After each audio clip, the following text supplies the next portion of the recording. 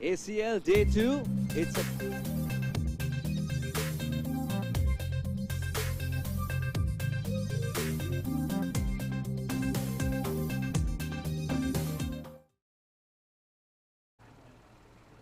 ACL day 2.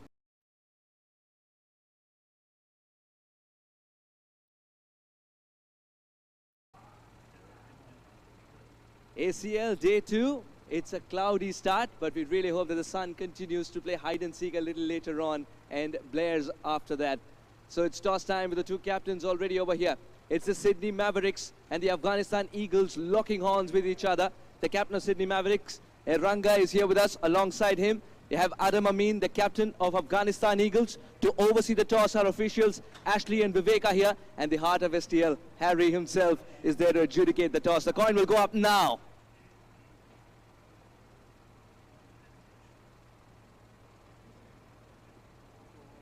Heads is a call, and it's tails. What have you decided to do, Adam? We'll have a ball first. I think the conditions, we'll see what the pitch is doing, and yeah, we'll go from there. You got to bowl first because of the surface or the sky? Bit of both, bit of both. I think the surface, see what the surface is doing, and then obviously if the cloud covers helps, it helps. As far as a good score in this track is concerned, now that you watched yesterday's game as well, and the boundary ropes seem a little different today, what's the number you have in mind? Ideally, I think as a batting unit, you want 140, 150, but I think that's not, could be realistic, but not. At the moment, 130 I think wins a lot of games here. So you're good chasing 130? Yeah, absolutely, absolutely. Moon in the camp, a big game, but you're well versed with ACL. Yeah, I think the moon in the camp is pretty good. I think we're quite confident at the moment, so we'll see how it goes. Have a fantastic one, Adam. You too. Thank you, boys. What would you have done, Shaminda, had the coin fallen in your favor? That's all good because I'm ready to both the ways. I mean, bowling or batting, it doesn't matter. So I think it's pretty good flat wicket, it seems, but it doesn't matter really. But I'm happy with that one. ACL brings the families together as well, and as always, Sydney Mavericks has got a very, very varied kind of people, you could say. Is it easy, difficult handling everybody as a captain? Yeah, it is. I think it's really good because I got this team very young players as well. So it's gonna be, and other thing is a very combination team, young and both ways, bowlers, spins, batters also same. So I think it's gonna be a pretty good game. Do you think the surface will change as the game progresses? I'm really don't hope it's gonna be changed too much because I saw last two games was yesterday. So I think it's gonna be pretty similar. So yeah. Have a fantastic one. Thank you. So the news from the center, Afghanistan Eagles have won the toss and they want to be bowling first.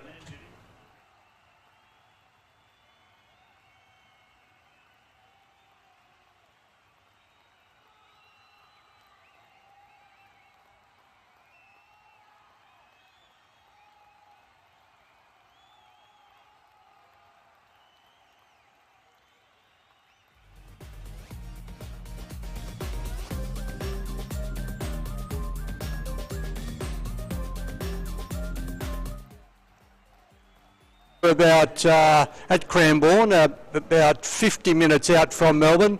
So the weather conditions today are overcast, so that's going to be good for swing bowling, you would predict. And also we're just waiting to see how this fresh wicket will perform on day 2. So match 3, the Afghan Eagles versus the Sydney Mavericks. And it's a very warm welcome to Suresh. Suresh, it's great to be working with you again. Likewise, Grant. Likewise, what a game of cricket we have today. Afghanistan Eagles and Sydney Mavericks, both of them each to get their first win. Lalchan Bangs, Adam Amin, the captain of Afghan Eagles. Mumin Amin, wicketkeeper. Javed Khan, Nazir Shinwari. Tassin Sultani, Dawa Khan, Gabe Lawson. Gabe, probably? Yeah, Gabe. Gabe? Yeah, Ghairat Mangal, Imran Laghmani, and Tavish Atanayaka. Gee, I was glad I could help you with some pronunciation. Is the other way around. No. Sydney Mavericks. Ronnie Chopra, Solomon Moore, Baja, and we'll get through the rest of the team. Yesterday, spin was a real factor on the wicket, the middle wicket, which has now been retired until the finals. And we have the Afghan team about to bowl from the southern end of Casey Fields. Casey Fields is a lovely precinct here in Melbourne. It's caters to soccer and AFL football, but today it's cricket. Of course it is cricket, and the Mavericks will open the batting, get us underway. All eyes on these conditions and the performance of the wicket. Just waiting for umpire. We've got a first-class umpire for us today. He's 130 odd games, first-class games. Also has umpired women's internationals, so very experienced umpire. And here we are. First ball for day 2. Middle off spinner. No run. And that's a nice steady start.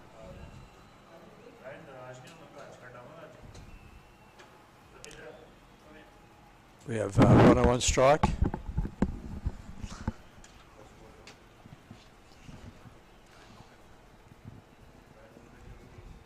Starting off with spin, so much changes within a day, doesn't it? Yeah, I think they're just both going to be feeling out the wicket here just to see what it's doing, and at the moment it's behaving nicely.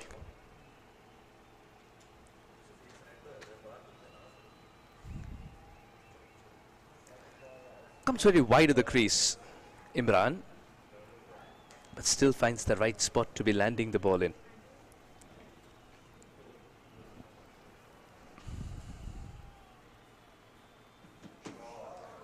First sign of aggression. Starts off in a splendid manner. Does Ronnie.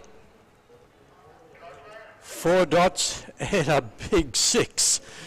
And what I've been told by the players is that something always happens after 3 dots. 4 dots. I was waiting for something big to happen, and sure it did. Well, great strike. This time inside out over the top on the offside. It's a shot that he loves to play, especially in the first 6 overs. 2 more taken.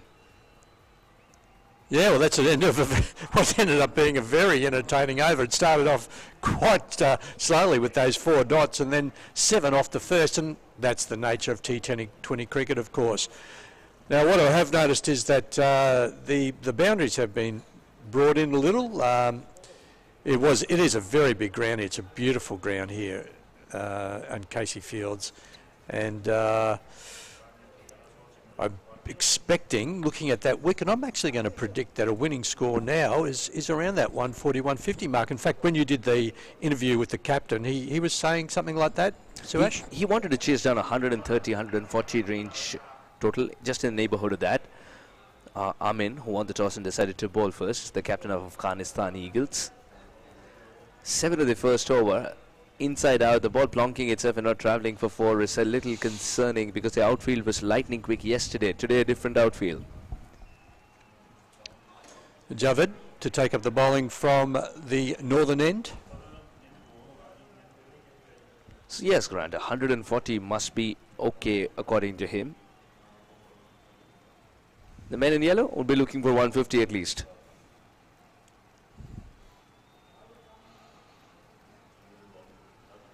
Pace from one end, spin from the other. Started off with spin, now it's time for pace. Overcast conditions, will the ball swing? The bat swings and doesn't connect. And that just did a little bit off the wicket then, just a little swing and cut back, beating both the batter and the keeper. That single shouldn't have been allowed. No, that's the first sundry for the game. The batter taking a leg stump guard. That opens up the offside a little more, just in case the room is not available. He can still create extra bit of room and go inside out. Maya.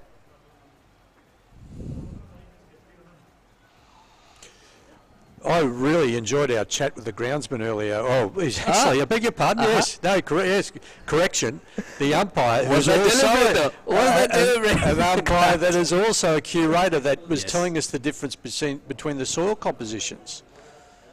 My biggest takeaway is that Mary Creek is a soil's name that is used usually. Oh, beautifully played, gliding it in the gap and picking up 2 runs. Yeah, good memory, Suresh. Yeah, that soil, the creek soil, actually holds a bit more moisture or retains moisture a little bit better. Can you remember what this soil was?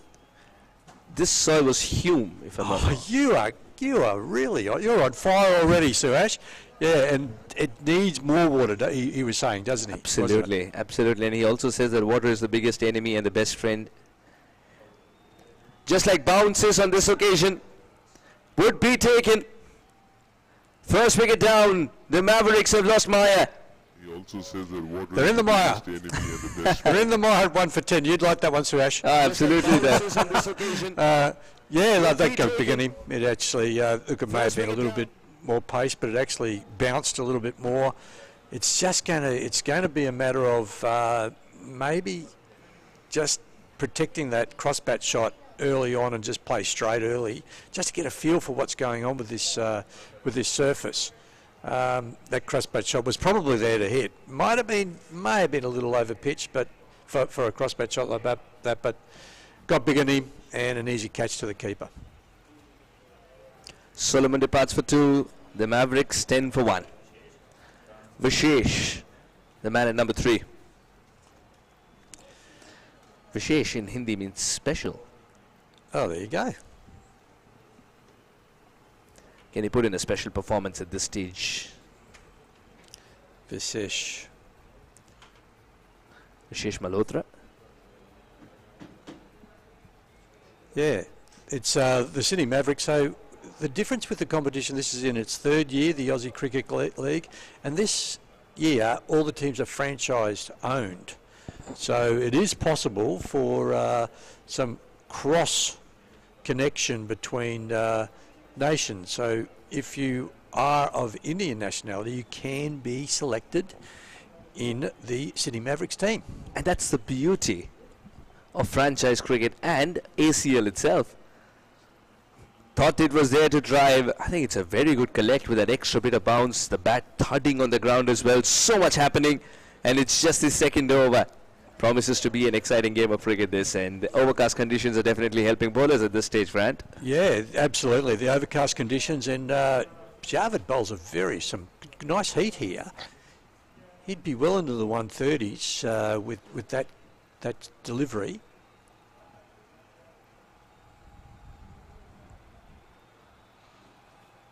And well played by Vinesh. To finish what was a really good over there by Javed. 1 for 2, 3 dots and a wicket. And that's exactly the start he would be looking for. And we'll take it to the Sydney Mavericks side once again. Ronnie Chopra, Solomon Maya, who's now back in the hut. Abhishek Bajaj, Vishesh Malhotra, the wicketkeeper. Puru Gaur, he's in some touch, I tell you, flying in from Sydney. Satish, Prabhur Bhalla, Saurav Sandhu, Shaminda Ranga, the skipper, someone who's well versed with ACL and its culture and all that it can bring to the table. Awais Hussain and Mohsin Raza. Okay, the captain's played his first card. He's actually changed bowlers. He's bringing on the left armour.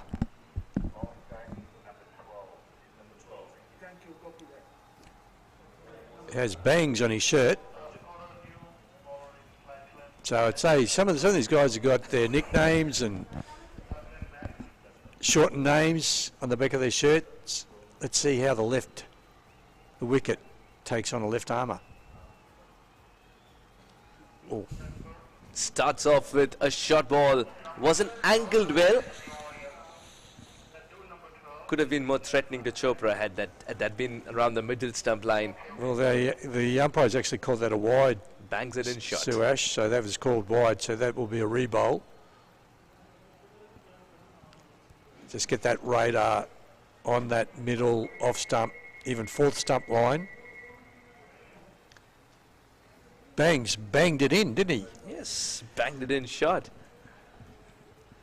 Not well angled, and hence the delivery lost its efficacy. It's in fact come back to hurt him. Was expecting a shorter ball, still not on top of the bounce. This will land safely. Oh, very well collected.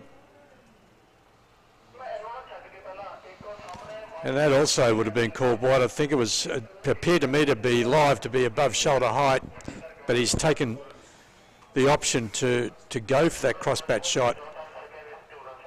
And look, you're taking a real risk playing cross-back shots early on in the innings here, but anyway, that's the nature of this game. This one's got the distance. And Ronnie was feeling itchy to get that 6 away. Now he gets it. That's a beautiful shot. That was right in the swing zone and wheelhouse of the right-hander. Bangs looking at it going, oh, actually, I don't think I'll bowl there again, or I shouldn't, because beautifully done. So it looks like we've got Ronnie's been, is the designated hitter. 15 of 9, what a good start. The Mavericks have got 19, Ronnie's got 15 of them. And already, oh sorry Suresh, already we've got 2 sixes on the board for the Mavericks. What a treat to watch.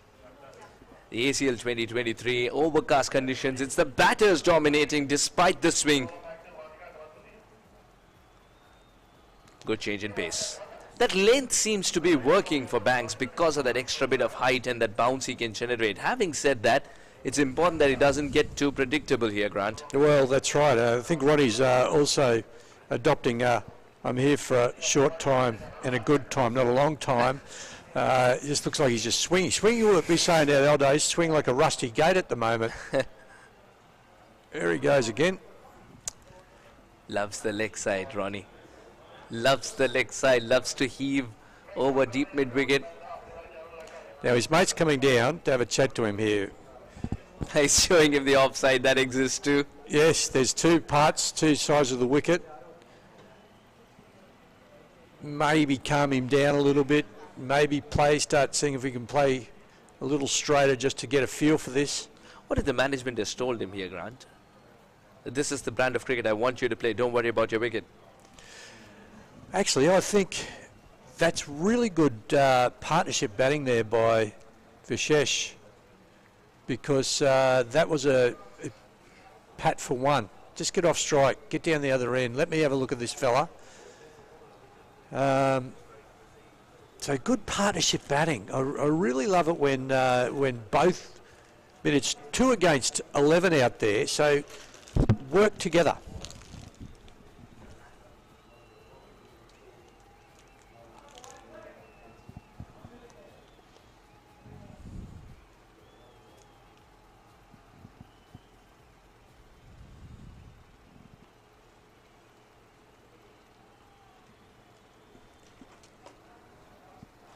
Vishesh actually follows his own advice, just paddling one just backward a square, playing with a straight bat. And the more experience, it clearly looks like Vishesh is a more experienced player. So come down and talk to Ronnie and say, mate, stay with me. You know, it might be a little bit tough here at the moment, but we're only 1 wicket, over away from really, getting set. Absolutely right, and of course Vishesh has played a lot of cricket himself compared to Chopra. Vishesh started off earlier.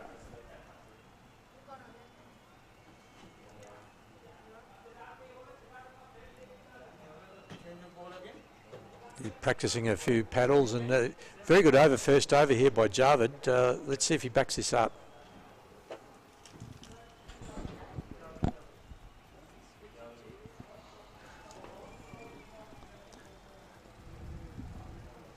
And will beat him for 4.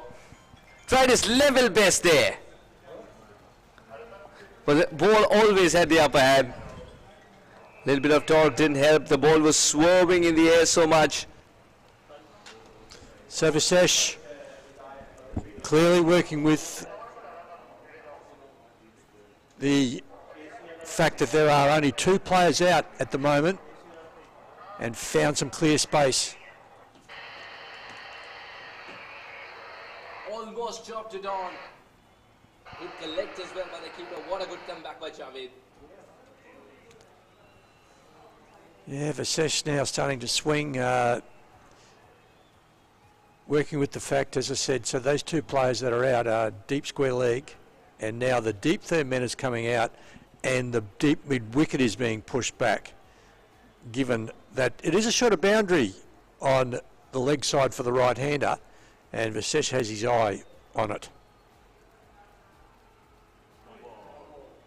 That will be a no ball. This catch cannot be counted. Yeah, clearly above waist height, so that is always going to be called, that's nearly above shoulder height. He was trying to pull the knuckle ball there, Graham. Oh, okay, yes, good pick up. But messed it up completely. Now becomes predictable with a free hit as well. The knuckleball doesn't work. This is going to land beyond the boundary ropes.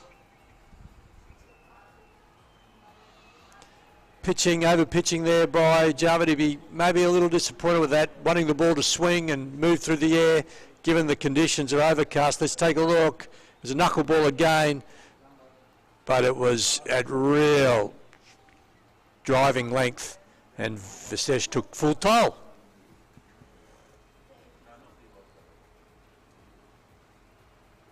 Slapped away on the offside.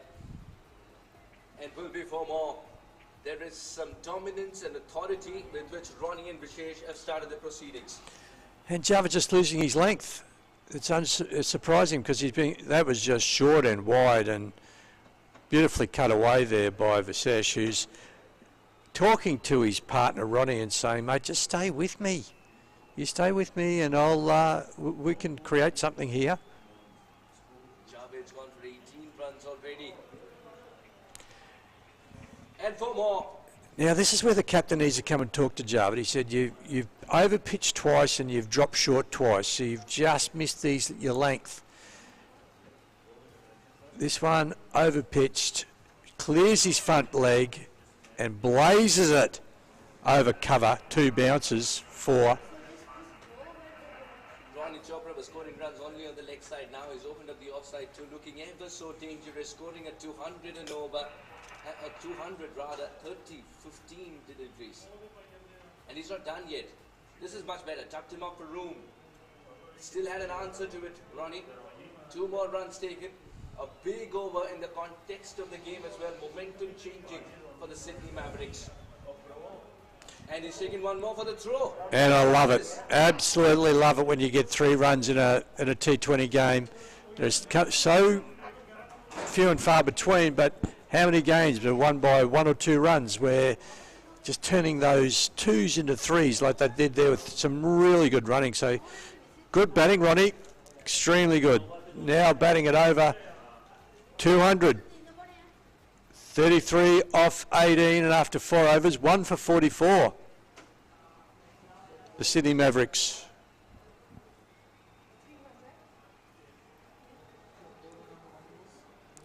Javed going from 1 for 2 for 1 for 25 in 2 overs, and again that's the nature of the game.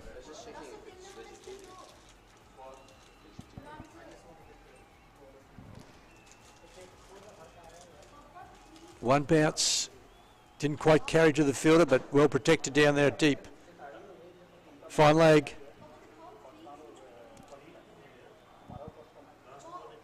Ronnie's starting to really enjoy this. How do you eat this? Yeah, just eat it one at a time. Just take a little bit. Yeah, I'm teaching Suresh how to eat killer pythons. I don't think he's ever had one before. No, we don't get that in India.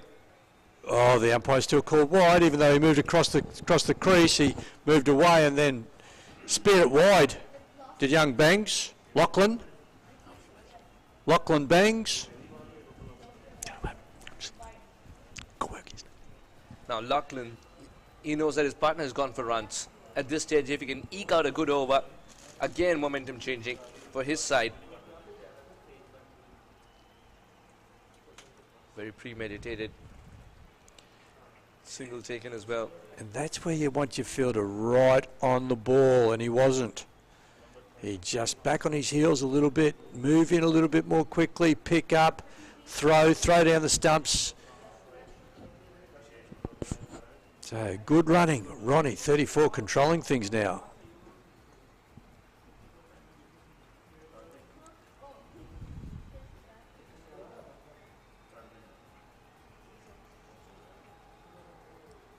What an attempt.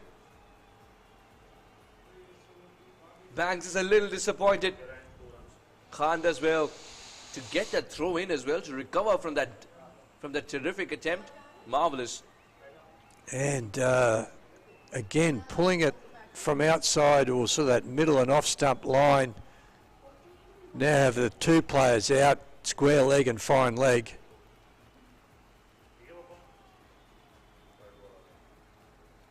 Watches it go.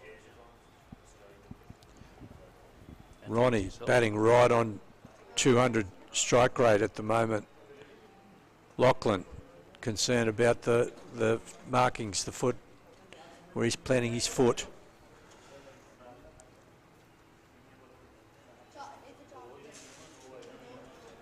And it's a matter of using these conditions because, yeah, as you can see, we do have a really overcast day. It's apparently going to get to about 30, but whilst it's overcast, it's not humid. I've seen that the humidity isn't as high as it normally could be. The wind is picking up as well. Well, it ended up quite breezy there yesterday too, which made a difference to bowling. That single brings up the 50. And in good time for the Mavericks. After being asked to bat first, they will take the start, 50 for 1.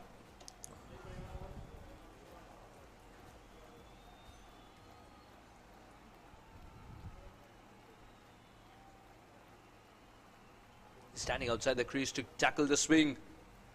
Still well bowled, utilizing the angle banks. Yeah, that's better. He sort of gathered himself. He took a bit of a breath, I noticed, and said, come on, let's get back into my zone, my bowling zone, which should be that sort of fourth stump line, moving away as a left-hander.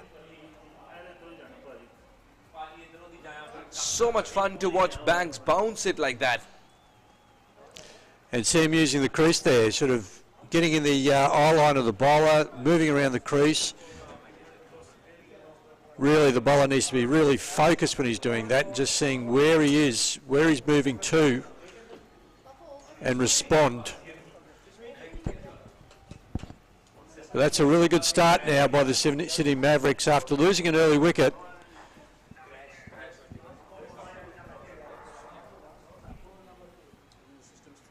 They have a couple of players now that are right on top and batting well, and batting in a partnership, which is really important. Really good communication between these two players. And now the Afghan captain has some thinking to do about where to put his outfield, and he's sticking with this deep square leg and a deep fine leg. And the instruction to the bowler needs to be stay outside or just on an outside off, as I say, that fourth stump line, very important.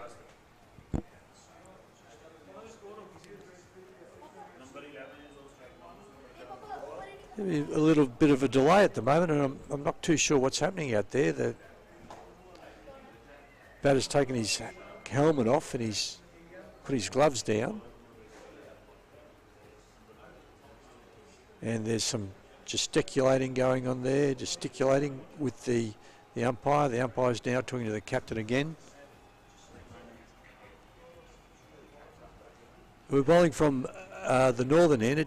We had two terrific games yesterday that went to around the 130 mark, 130 mark. In fact, yesterday the Lankan Lions chased down the Canadian Wolves 129 to win, and then in the second game we had the Indian Tigers versus the Pakistani Sultans, and it was the Pakistani Sultans that chased 127, and I beg your pardon, set 127, and the Indian Tigers weren't quite able to chase it down.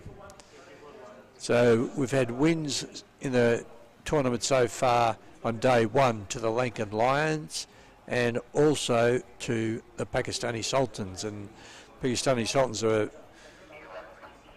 very excited with their win last night. So it's the first game for these two teams, the Afghanistan Eagles and the Sydney Mavericks. Bowl down leg. And it's called wide. Ronnie on strike, 34 from 19.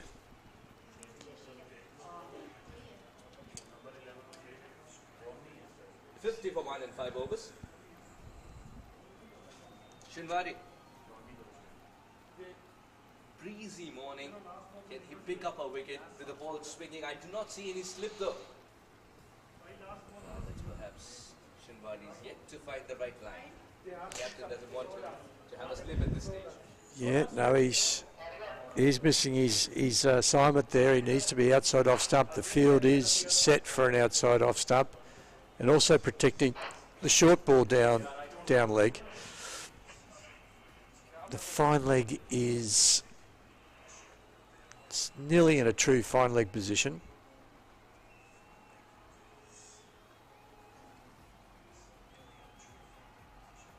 Shinwari has started to celebrate. The question is still to be answered, but it's a good collect. It's a good collect. Not sure if there was bat involved. But it's a huge wicket if it is. Ronnie might be in trouble. Well, here's the replay.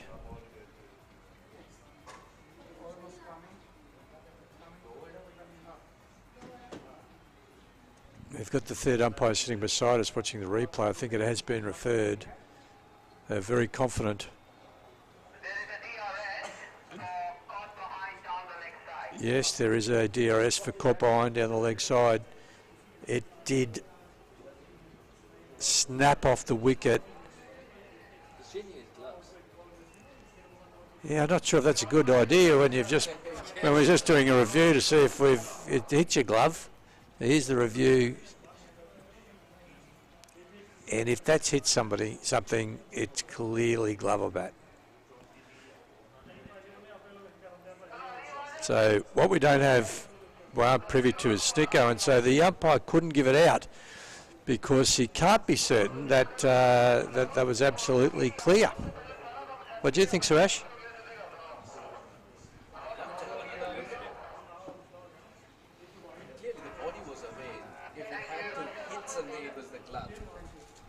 Was in contact with the bat. So that's a DRS appeal gone missing. No, thanks, mate. It's all right. No, thank you. It's okay.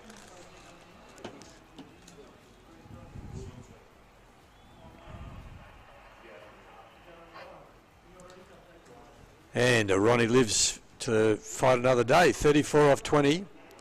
Shinwari just bowling a little leg side here at the moment.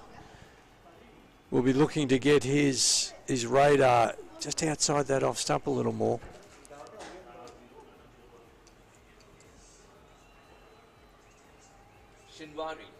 Shinwari, yep. Has generated an opportunity of a delivery that usually goes for 4 or 6. Much better this time. Yeah, that's better. Right up in the block hole, that's what he's looking for. In any form of cricket, that's a difficult ball to get away. We're coming to you live from the Casey Fields in Melbourne, and could be one of those typical Melbourne days where you're just not sure exactly what you're going to get, but at the moment, it's overcast. The worst we'll probably get maybe a couple of showers. For your game down the track. That's a very stylish collect indeed. Yeah, nice shot for one run. Fortunately, didn't find the fielder there, and one bounce saved the boundary. And now we're pushing another fielder out into that sort of deep mid wicket, and the sweeper at mid-wicket's gone to behind square. The shot was on because there was no long gone, and it's also gone the distance. What a hit. Yeah, that's a terrific shot. That went as high as it went long. He got right underneath that, and yesterday it was really clear. You don't ever know half shots on this. Once you commit to swing, swing full, swing hard, and the ball will go long, and that's exactly what it did then. That was a terrific shot.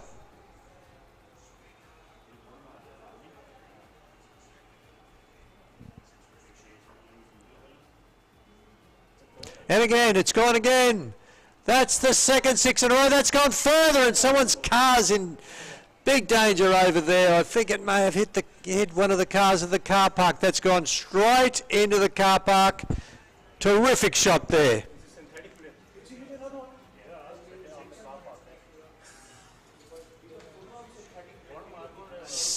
Just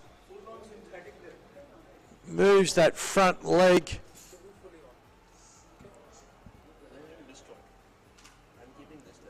And that's the second 6 in a row. You're going to need to regroup. Wide. Is that call wide? No, the umpire says the ball was just inside the wide line. So good over. Very good over there for the Sydney Mavericks.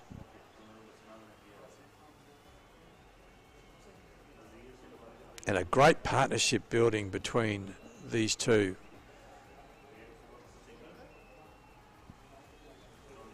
So over to the Afghanistan captain here. What is he going to do? Going to introduce some spin, and I think that's a good idea. Just introduce some spin, because these two batters are using the pace of the quicker bowlers to their advantage, and maybe it's time to take a little pace off the ball so that batters have to do most of the work.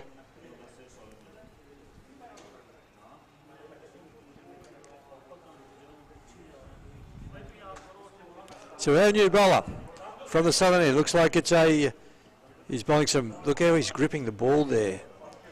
This could be very right in the back of his hand. The conditions are such that it screams that the bowlers are going to dominate, but actually it's the batters who are sending it sailing, utilizing the wind direction to their advantage. That's another fantastic shot. I'll tell you what, Afghanistan bowlers have been too short. He just flicked that out of the fingers, like out of the front of his hand, but he dragged it down short. He'd love to have that over again, because it was just a drag down, and with players in this type of form at the moment, they're going to take full toll. They only just cleared the wicket, so if there was a fielder there, it may have been a dismissal, but we don't need drag downs. Look at him holding the ball right in the back of his hand there, drags it down again. This time outside off stump, finds the fielder.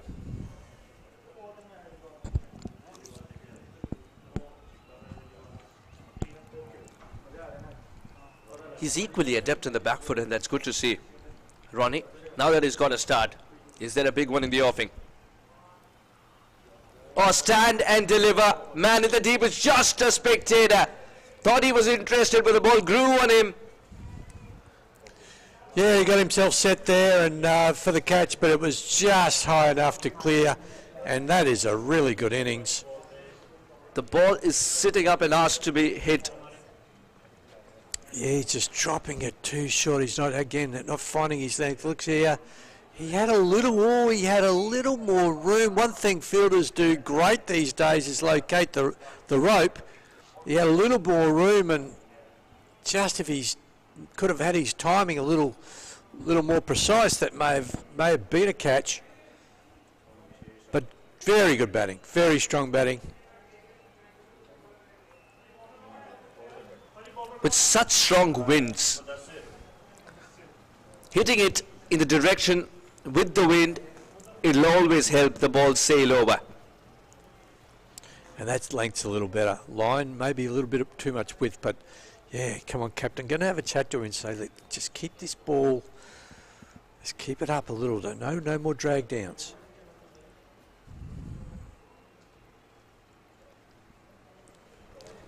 This might go for four as well. It does. And that's a shame because that was one of the best balls he's bowled, but a big, thick outside edge. Look at the length. Throws his bat at it. No gully in this format of the game, and down for four. Another expensive over. As far as the men in yellow are concerned, they are delighted to be batting first at this stage. Remember, they were asked to bat first, and they couldn't be more delighted. Losing their first wicket early, but this partnership has been sensational to watch. Yes, Suresh, it's a run rate of 12 after 6.6, so 7 overs. 1 for 84 is the score. 1 for 84 with a run rate of 12. So from here, they will be, looking at that, have to be looking at that 150 to 170 mark, maybe 160 mark. Now we have spin from both ends. And spinner or pacer, if the bowler is slightly short, then Ronnie will swivel and hit it for 6. You got to get the line right, you got to get the length right. So Ronnie on strike, he's on 55, so what a half century this has been from Ronnie. That's a terrific innings. Started a little slowly, but gee, hasn't he made up in the last 4 overs? Taking a bit of time to set a field. Yes. And I think the umpire's having a word to the captain because they're very precise, the umpires, when it comes to time that is not the responsibility of the fielding captain. Of course, in the big bash, you actually get not just a fine, but you actually get suspension, a game suspension, if you don't make the overs. We were discussing that yesterday, of how suspension for games can be one of the solutions and money can never be a solution. So this is Gabe Lawson, who's bowling from the southern end, and just not exactly sure what the hold-up is.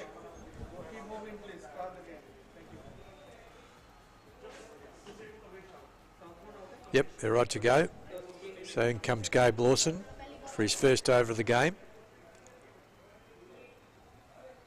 Outside off. The ball's turning for Gabe Lawson.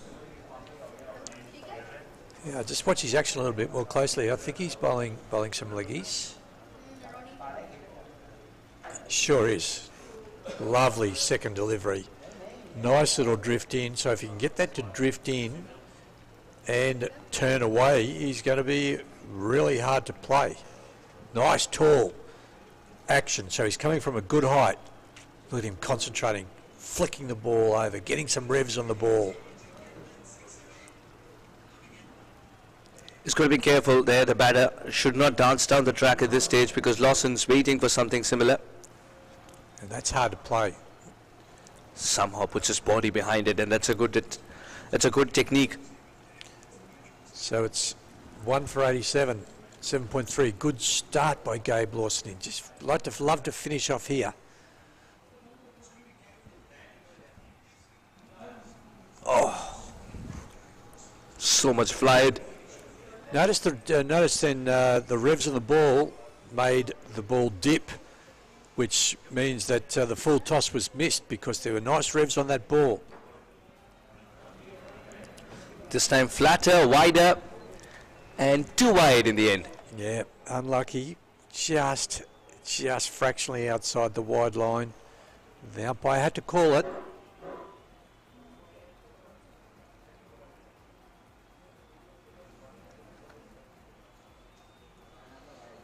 Yeah, that's turned so far. Even though it's pitched middle, it's turned so far. By the time it passed the batter, it was outside the wide line. Wide run. What about this one? Still a very close call. Yeah, that one was okay. I think Ronnie's actually on 56, so our super's a little delayed, a little behind there. Oh, that's pulled away. The cardinal sin of bowling shot. Ronnie smashes this one away. He reaches 50 just now. That's a 62. Yeah, too short. He would be so disappointed with that, given that it was the last ball of the over.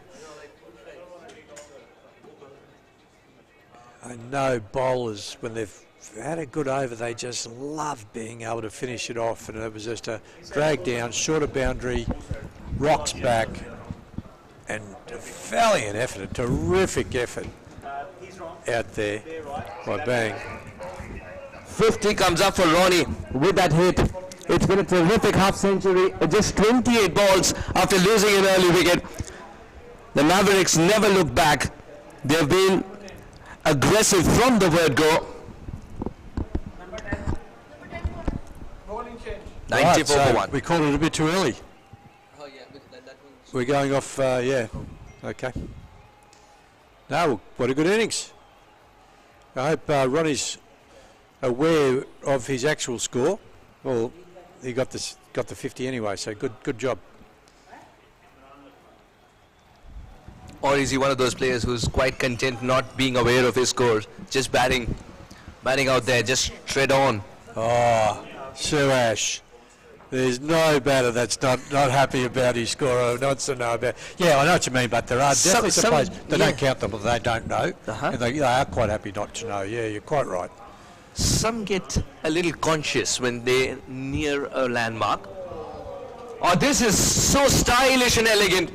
And he's chosen a lovely area too. Clearly 6 innings not this easy. Now Vishesh has joined the party, and there are 2 men hitting it over 200. That's what's the replay side on to one knee, right in his swinging arc, and that's gone a long way. That's gone down into the tree area. Very leafy green. It's a beautiful ground. Terrific aspect here at the Casey Fields in Melbourne. But we're going to need someone to have to find that ball, or an umpire is going to need to bring out his box of balls. Suresh, you've just, but that's the 100, is it? That's the 100 for the Sydney Mavericks? Suresh, can you just tell us a little bit about, you just commentated in the Asian competition, and you've been to America, and you've travelled around, you've had 35 flights to get to Australia, and we've now got you awake, which is really good, but how was it? What was that like?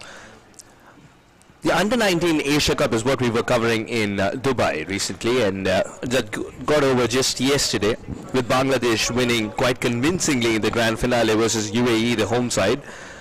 It was phenomenal just to see the future stars being prepared, and the stars in the making was just a treat to watch. And it also told you how the younger generation has adapted and absorbed the game, because they are the ones to shape it. It also taught me that the 50-over format in many discussions is being told that it's losing its value, but the Under-19 boys have done a really good job in adapting and also learning from it, pacing their innings. So it might, on the face of it, look like a T20 generation coming up, but that's just in the thinking. In reality, they're adapting really well. That's interesting. And what was it? How would you say in America when you were there? What was it? How was it received in America? Oh, we were playing a very truncated tournament in America, sometimes T20, sometimes even T10. And in the USA, it's a little different, because many of the cricketing tournaments are expat operations. The Indians, the Pakistanis, the Sri Lankans, all of them who are settled over there, they start the tournaments and they give a taste to the locals that this is what cricket is all about. And I really hope that very soon we see homegrown talent as well. Yeah, definitely. The USA team has got, of course, 8 or 9 people born in the US, but they've got, and there's nothing wrong with it, of course, they're born in the US, but they've got the heritage from India, from Pakistan, from Sri Lanka, which have been cricket playing nations, Hence they levitated towards cricket even though they went to a foreign land and now they represent that country. But I would really like to see a homegrown hero. When an American kid says, I want to pick up that cricket bat. Well, that's obviously what we're looking to try and achieve. I would say cricket as an international product. It's just, for me, that thought around America's not an original thought. And even though rugby league in Australia are trying it, we actually have their NRL, which is our major competition. They got their first game in Las Vegas. Mm-hmm. So.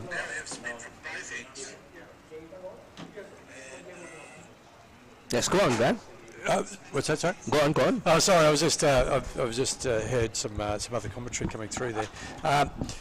Yeah, and You were startled by your own commentary. My own commentary, yeah, and yeah. So what we're finding is that it's been tried a couple of times, and you just need to be able to invest so much in it to get it beyond just a thought bubble and something that's going to be longer term. So, but I hope cricket can do it. Well, this batter can. That dive was in vain. He knew he was not going to get there. Shot wide, asking for trouble. This is the bowler that opened the bowling. Yeah, the slide started some way away, and he thought, no, actually, I have to give up on this one because I'm not going to make it. But He is still put in that slide. Get your clothes dirty and make it look like you've really made it, a great effort in the field. Was that one for the coach who says, I need some elbow grease at the end of the day? I think Otherwise so. you haven't done well on the field. So we're looking at an off-stump line here, or outside off-stump, and really got some coverage here on the offside. Started off from wide, another innocuous delivery, but this one's got the wicket. And isn't that just cricket all over? He shaped to actually hit the ball on the onside, then it looked like it was going to be a wide, snaps back, gets big on him, gets high and caught, out. Something had to give. He waited for ages for that ball to arrive as well. This was shot in wide too. Gabe Lawson ensuring that he pouches it to perfection. The partnership is broken. And that was a very good partnership too, so terrific batting. Now we have a left-hander coming to the crease. And he may have found this turning track a little challenging early. The bowler looks to keep it up and full. Then there's a really good chance that that he's in the game for a wicket here.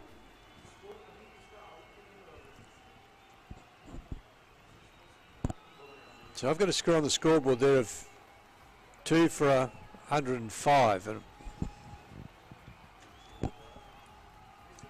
the new batter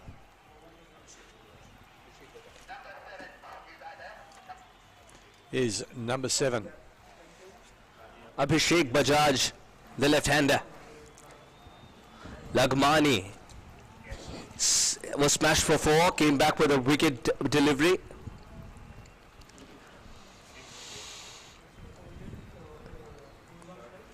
Still get a feeling that this surface, I tell you, the ball is sitting up and asked to be hit. Yeah, it's a dry surface apparently, and that means that it's just kind of just not carrying as much as it could. Well bowled, nice and getting off the strike there. So pitching it up, letting the ball do some work.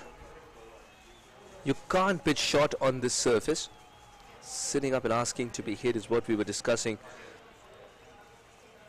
I just get a feeling that there's no skid. There's only spongy bounce. Yep. It's got that, as they say, that trampoline-ish type bounce, which makes crossback shots a little risky. Slow balls, cutters from the pacers, all that will work. This will work. Not a very good first over. Lagbani, number 10.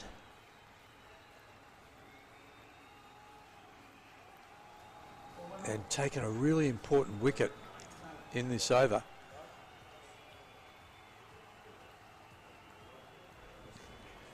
Nine overs gone now. 106 for 2. 106 for 2. And okay, so 2 for 106 off 9. Ronnie, 62. The new batter off the strike, off the mark, first ball. We have 10 extras in the inning so far. So we're nearly halfway there at 106. So can they double that, Suresh? That's the question they may be asking themselves. That'll be a very good total indeed. The surface is all about variations now if you're a pacer. And if you're a spinner, then this surface is about landing it slightly full and not too short. Let the ball turn, let the ball do its thing. So here's the leggy, Gabe Lawson back for his second over. He's completed a good catch. The tap and run does not work. So let's see if he can get any purchase just outside off stump, Gabe. He was a pretty good first over.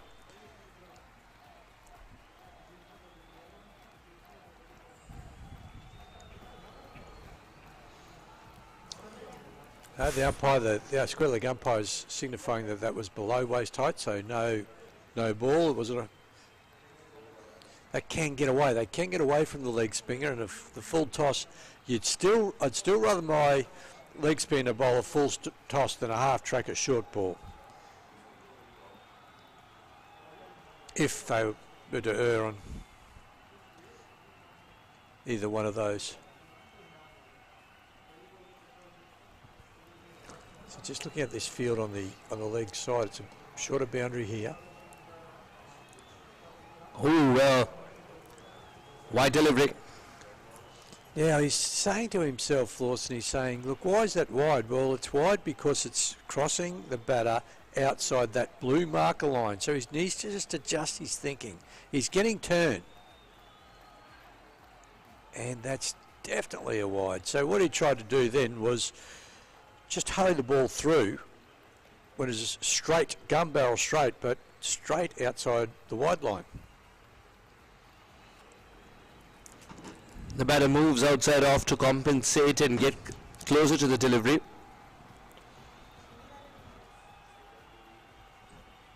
Little by Khan down there. And now, how's he going to adjust his line here? He's got a wider boundary, a longer boundary there on the onside.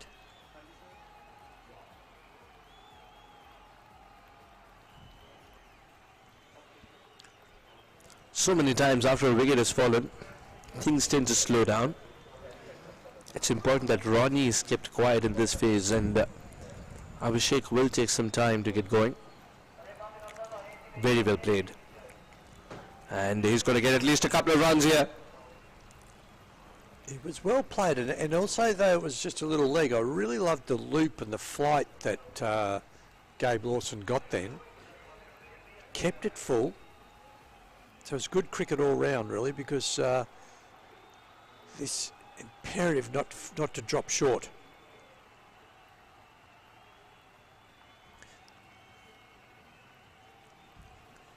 And just a single. So that was really good. He finished off really well there. Be happy with that.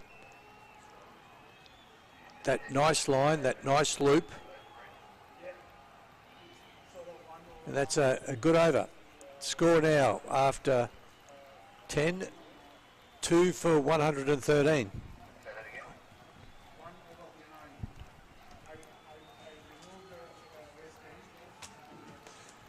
Well, it's great to be back with Dan Lonergan again, and I'm going to call Dan in to take my spot, Suresh.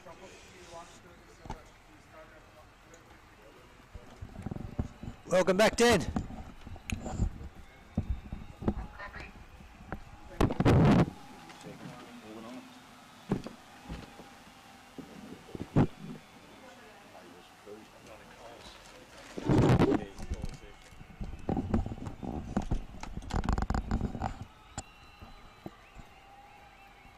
Welcome, Dan.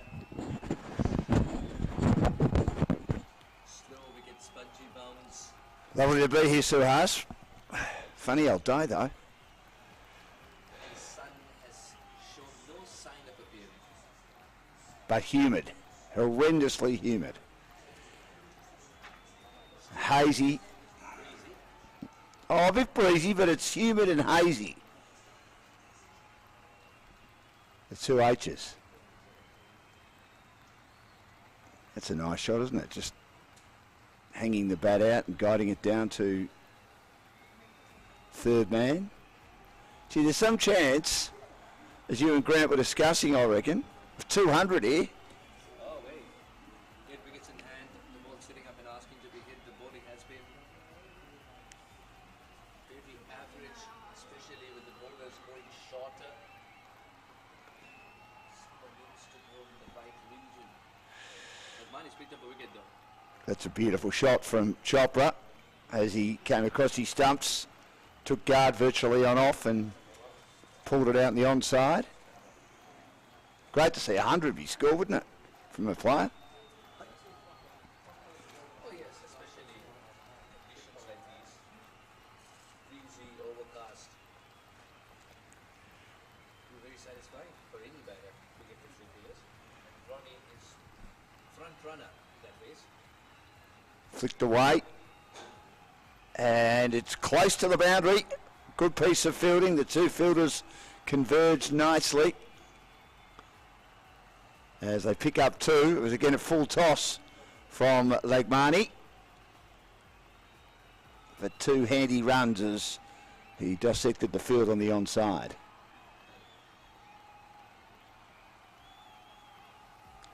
Oh well. Oh, Went towards the left side and then the ball with the torque went towards the right. It's difficult to feel that point for a reason. The ball is always sliced. well, it wrong-footed him, didn't it? Or nutmegged him. Nutmegged him, I should say. The runs just keep piling here for the Mavericks. Yeah, that was good. One of those darts, Suhas, that makes it hard for the batter to swing his arms. He just has to steer it, and he does. 2 for 119. Have to try and get dot balls here.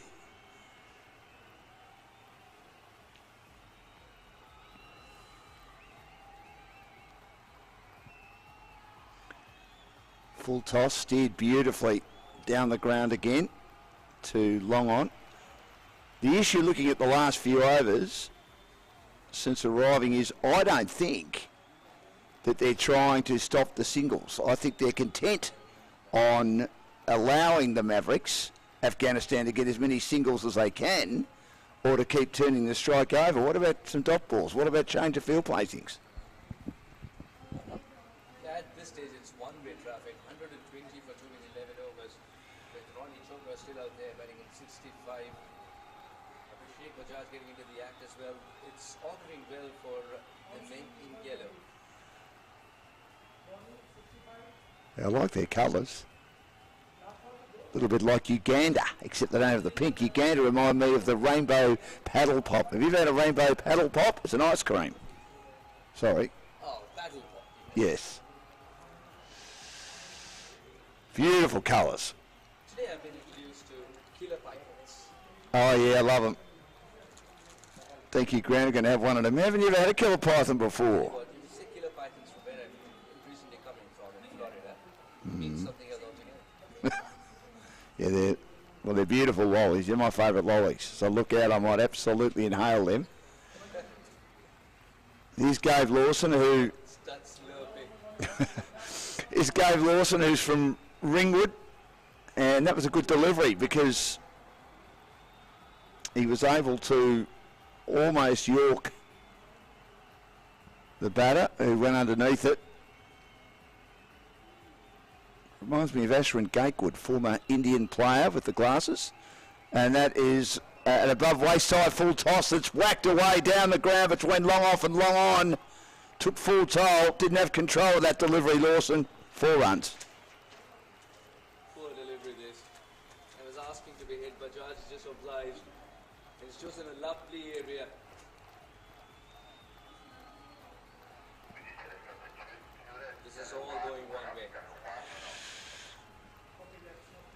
2 for 126. Some of the shots, if you see, have been excellent from Ronnie Chopra. But overall, it's the bowling that has faltered. On a windy day, they haven't used their conditions to their advantage, the bowlers in this stage. Yeah, they're not bowling to their fields either, are they? And there are runs everywhere. Ronnie Chopra got going the field out of the green. Smashing the ball to all parts and beyond the rope. Another full toss that he drives down the ground. Trying to play really compass shot. Very Dhoni-like, right? Let pitch a little full, try and get underneath that ball. But with a very wide long on in place, especially someone like Banks who's good at catching. Very risky indeed. Soft hands and a single taken. This is good running between the wickets too. Ronnie Chopra might not subscribe to it because he believes in hitting 6 of them of one ball, but still he had to run because Abhishek Bajaj wanted him to. A single to finish the over with 1-2-9 for 2 after 12. But they keep changing the strike over with the right-hander, left-hander, and they just keep rotating the strike, and it's working beautifully at the moment. Adam Amin would be no doubt concerned, the captain of the Afghan Eagles, about the number of runs being conceded, the inability to get wickets regularly, and the fact that they've already got the equal highest score of the tournament and have got 8 overs to go. We're in game 3. Just tells you that the benchmarks are only there to be revised as this tournament progresses. Oh, correct. Some of the shots were just so gleeful to watch. Oh, And they have been committing the sin, the bowlers, of being slightly short. But then the batter still had to put that away. And understanding surfaces better, it was a partnership that was built on confidence and dominance. I said to Darryl, one of the committeemen, when I arrived a little while ago after a family commitment this morning, I parked my car sort of the other side of the fence. I said, am I going to be safe with the way Ronnie Chopra's batting? He said, you'll be right, mate, but I'm a bit concerned. Well, he's already sent one into the parking lot. Yes. And one of the cars has got 10 test memorabilia for Ronnie innings. If you want, you could tell him strategically where you placed. Yeah, no. Insurance will take care of the rest.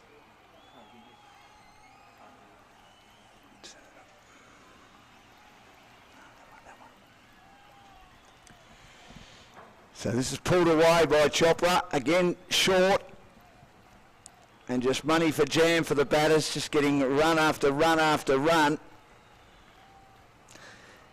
It's just that the run making has been such that it hasn't been presented a challenge. The right hand left hand combination is also troubling the bowlers. Too many full tosses. Something awe-inspiring needs to happen right now. Ballard's has been terrific the way he's just knocking it around, getting on the back foot, pushing it into the offside as he does on that occasion, allowing Chopra again an opportunity.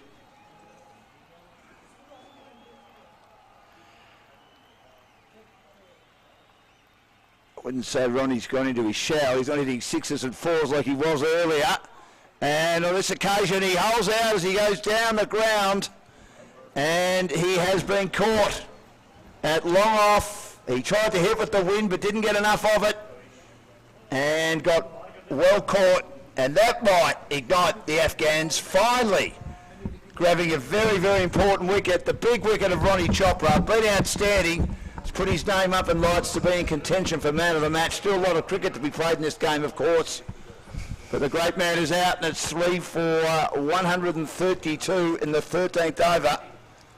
Just a swipe, an agricultural swipe, which in the end didn't have enough on it and was comfortably caught at long off. Terrible shot, wasn't it? Was never in a good position to play that shot. And an easy catch at long off. Naik has got a safe pair of hands indeed. That ends the stay of Ronnie Chopra. Out comes Puru, someone in great form today. A different role for him. The role of a finisher, even though it's just 13 overs which have been bowled. The men in yellow can dominate from here on too by believing that they are extending what usually is a definition for death overs, because they've got a very good start now with 132 on the board already. He plays club cricket for a very famous team, Randwick Petersham. When they were Randwick, it was Mike Whitney, Alan Turner, two former Australian players, John Dyson, another one.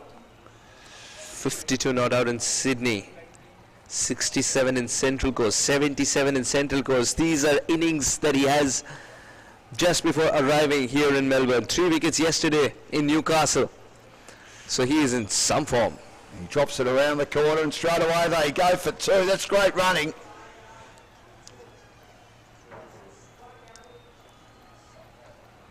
And that's what I call placement, Suhas, because he just dropped it around the corner and the fielder was so deep. He's on the boundary. They're a deep backward square and he knocked it a few metres away from the bat, just dropped the hands, and they were intent on 2 straight away. We didn't see a lot of that yesterday from some of the teams. The Afghanistan Eagles are getting in deep trouble if they are bowling short once again. I can't harp on this point anymore. There's been too short for anybody's liking. Puru's got to run as well now. Ball full, let the ball turn. 13 overs gone. A successful over for Imran. 135 for 3. How many times have you seen them play across the line and knock it to the onside because the ball's So been many too short times. outside the off stump? And then the ball's also been outside the park. Yes, correct. Abhishek doing his job, 20 off 17. And Peru already 3 off 2. All this while they lost their first wicket for literally nothing on the board. After losing an early wicket, all this, 135 for 3. They'll be mighty pleased, the Mavericks.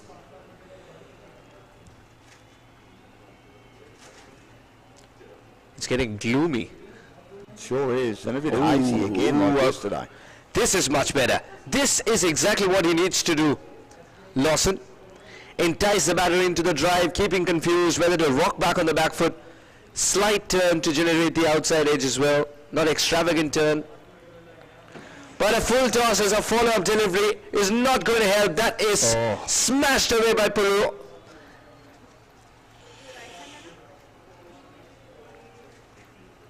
Just can't get his control or line right. He's just a bit inconsistent, isn't he? It was just a floater outside the off stump and it said, hit me with your cricket bat, and he did. In and out of the first and second sides at Ringwood on the Premier Cricket Comp here in Melbourne. Gave Lawson. That's better though.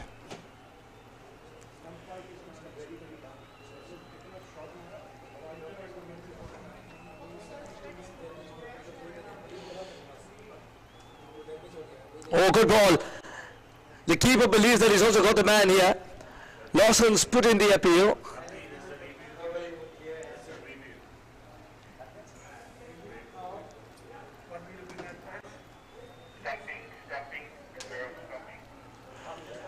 Has Puru planted his back leg just in time, or is Lawson finding another reason to celebrate? It would be a great comeback indeed. It's been a tussle for the bowlers. A good delivery, then a bad one, which was a full toss put away by Peru, rightly so.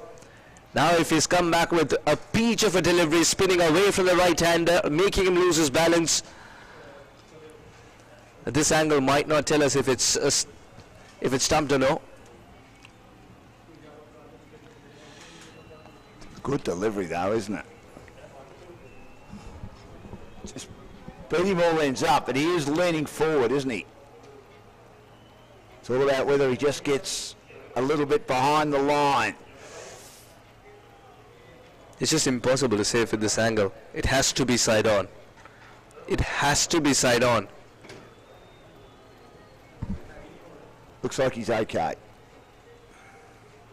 If you look at it front on, but he did slide back, but it was just whether he got back in time. Exactly, and he's the one obscuring whether the bails have come off the groove and at what time. Yeah. Sidon will give you the answer. Well, that's right. You need that.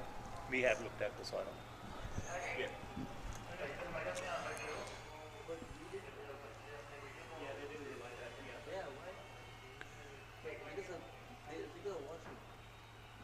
Three for 141 in the 14th over. Oh, slightly shorter once again. This time doesn't connect. It's very rare. The only reason I can find for Lawson going short is perhaps Puru was expected to put on the dancing shoes. But Puru, who's just survived a stumping chance, might not do that most of the times. So if you're bowling short, you are getting yourself in trouble as a bowler, especially on the surface. I also think it's the execution as the young player too. But the level of cricket that we've already seen in Aussie Cricket League, and it's ever growing. And just as we were discussing, Dan, moments ago, that benchmarks are only set to be revised in the sport. Correct. You expect better bowling too. 14 overs gone, 143 for 3. I thought there was some promise in that over. It was a bit inconsistent, but there was certainly some promise. Now it looks like Adam Amin might be coming into the attack, is he? He is. The captain of the team, plays for Ringwood, had a reasonably good year. They've been undefeated in the one-dayers and the two-day comp so far. They've missed a lot of cricket through rain.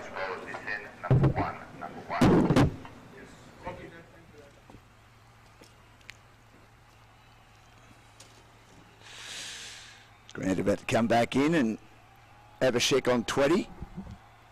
Getting ready to face Armin, and he just pushes into the offside. There's no run. Now I've got you lost the 2 days, and I live in Melbourne, and you're from Queensland. Did you get here okay this morning? I got here straight here, Dan. Yes, of straight course you here. did. Well, You didn't go via Dandenong or via Lyndhurst or via Langwarrin or no. or through the main thoroughfare of Dandenong as you did last night. Yeah, no. Well, what I've loved is the Cook's tour of Melbourne, Dan. I've seen places that I've heard of that I've never ever been to. Well, same with me. And I live here. I've got my father's ability to get lost. He was hopeless, absolutely hopeless. Oh, Dan, don't be harsh on yourself. It's been an absolute pleasure and joy to be in your company for that extended period of time. This is the 15th over, and it's whacked away again in the offside. Into the attack, as we mentioned.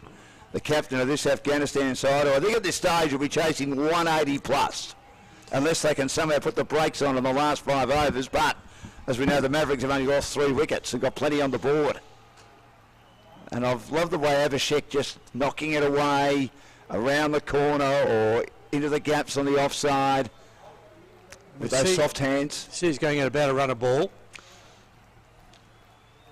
3 for 145, round the wicket, in again. He flicks this one off the back foot. Abhishek for 1. The field is deep, and they think about going for 2. I just think the field is too deep. I think that of what I've seen so far, they haven't been intent enough in trying to plug the holes and reduce the singles, and just allowed the Mavericks, after they put a blitzkrieg on early, to just dictate the situation, Grant. And even in the bowling there, because it was short enough, he was able to just pick out wherever he wanted to hit that. So length on this wicket is extreme, as long as line, as in any sort of form of cricket, line and length is always the key. But dropping short there allowed just to nudge one into that vacant square fielding space pocket and get down for 1. So what's your prediction on the score, Dan? Have you got a thought? Well, I was thinking 200's a chance, but I would think somewhere between 180 and 200 as I take the splinters out of my backside. So I'll sit on the fence a bit. I could say they could get 54 in the last 5 overs with only 3 wickets gone, but I'll be slightly conservative and say they mightn't quite get there, but somewhere around 190, which is a huge score. Geez, in the context of the game, that none for 3 in that over was a really good over by Adam. Yeah, it was. That's exactly what they needed. One of their best overs so far, run-wise, I would have thought. Shinwari back into the attack after going for 16 at his opening over. To use a cricket term, taken to the cleaners. Is that a cricket term? Or can I use it everywhere? Well, you could use it anywhere. Domestic I'm happy to use it in cricket, Dan, don't get me wrong. Situations at home with my late mother, God rest her soul. And I've just been up to a funeral for another great friend of my mother, and there's two ladies who used to take people to the cleaners. Yeah. With their advice. Lovely people. And they'll be together now, again taking people to the cleaners. Yes. Well, I'm sad, and I'm pleased to hear that everything's as it should be with those two. But it is a term they do use in cricket when you're whacking an opponent. Oh, definitely. 147 for 3, or 3 for 147 in the 16th. These hazy, difficult, misty conditions. It's flicked away on the onside for 1. Again, they take the pace off the ball. The fielders are deep and slightly reactionary for mine from mid-wicket. And another run on the board. Yeah, it's a game of really two distinct styles here. As soon as he hit that, he was looking for 2. The intent with the Mavericks, they're up for this. And I'm agreeing with you, Dan. It's just lacking energy. It's as though the Afghani side are just sort of going through the motions. Shinwari again, and a good delivery right on line. And he looks a very organised player, Abhishek, as he defends into the offside, no run. And he's toughed it out. You know, if there was a difficult ball, he made sure he played it on its merits, and he's doing a fine job for his team. Chopra set it up with his the first half century of the tournament. Again, a slow one, and on this occasion, he wasn't able to get bat on ball, Abhishek. And it rolls to the wicket keeper. And well bowled Shinwari. That was a really nice off-pace ball. Did too much, and dot ball. We know how important the dots are. So look at this over, 1-1-0-0. Can he finish off Shinwari? And again, get that run rate dropping. He square drives the next one. That's a nice shot. The two fielders will beat in the deep, and the fielder from Whitish, third man, is able to collect, and they bring up the 150 with 2 runs. A little bit wide, that one outside the off stump, giving Abhishek room to move. And not supported by his fielder. It went below his, under his, didn't bend his back. You must support your bowler. Last ball of the over. And again, he just allows the ball to hit the bat, guiding it nicely to backward point. But the last couple of overs have been a little bit better. Well, they have, and that's only 5 off that, and that's been a 3 over followed by a 5 over, so only 8 when we've got a run rate currently at, just trying to find where that is. Just under 9.5. Just under, thank you, Dan, just under 9.5, so to bring it back to a run rate of 4 for the last 2 overs, good going there by Afghanistan. The Eagles. Afghanistani Eagles. Great name. Yeah. And the Sydney Mavericks, I like that too. Something a bit different. And they've been very impressive so far. Abhishek to face the 17th over. Adam Amin will be crucial with the bat. With his, some would describe them as nude nuts, like down in Lehman. They don't really spin, do they? But gee, none for 3. They take the pace off, and he's bowling forward, whipped away. And through the onside once more. Again, a well-up delivery, but he played it okay, Abhishek, 28 off 30. 3 for 153, and we're in the 16th over, or 17th over. Adam keeping it nice and tight here. They can really explode here, though, with just 3 wickets gone. A lot of runs on the board if they want. And again, he flicks it, but there's a fielder. It's short, straight mid-wicket. It gets away from him momentarily, but it doesn't cost them a run. Just the wrists, the way he just hit that.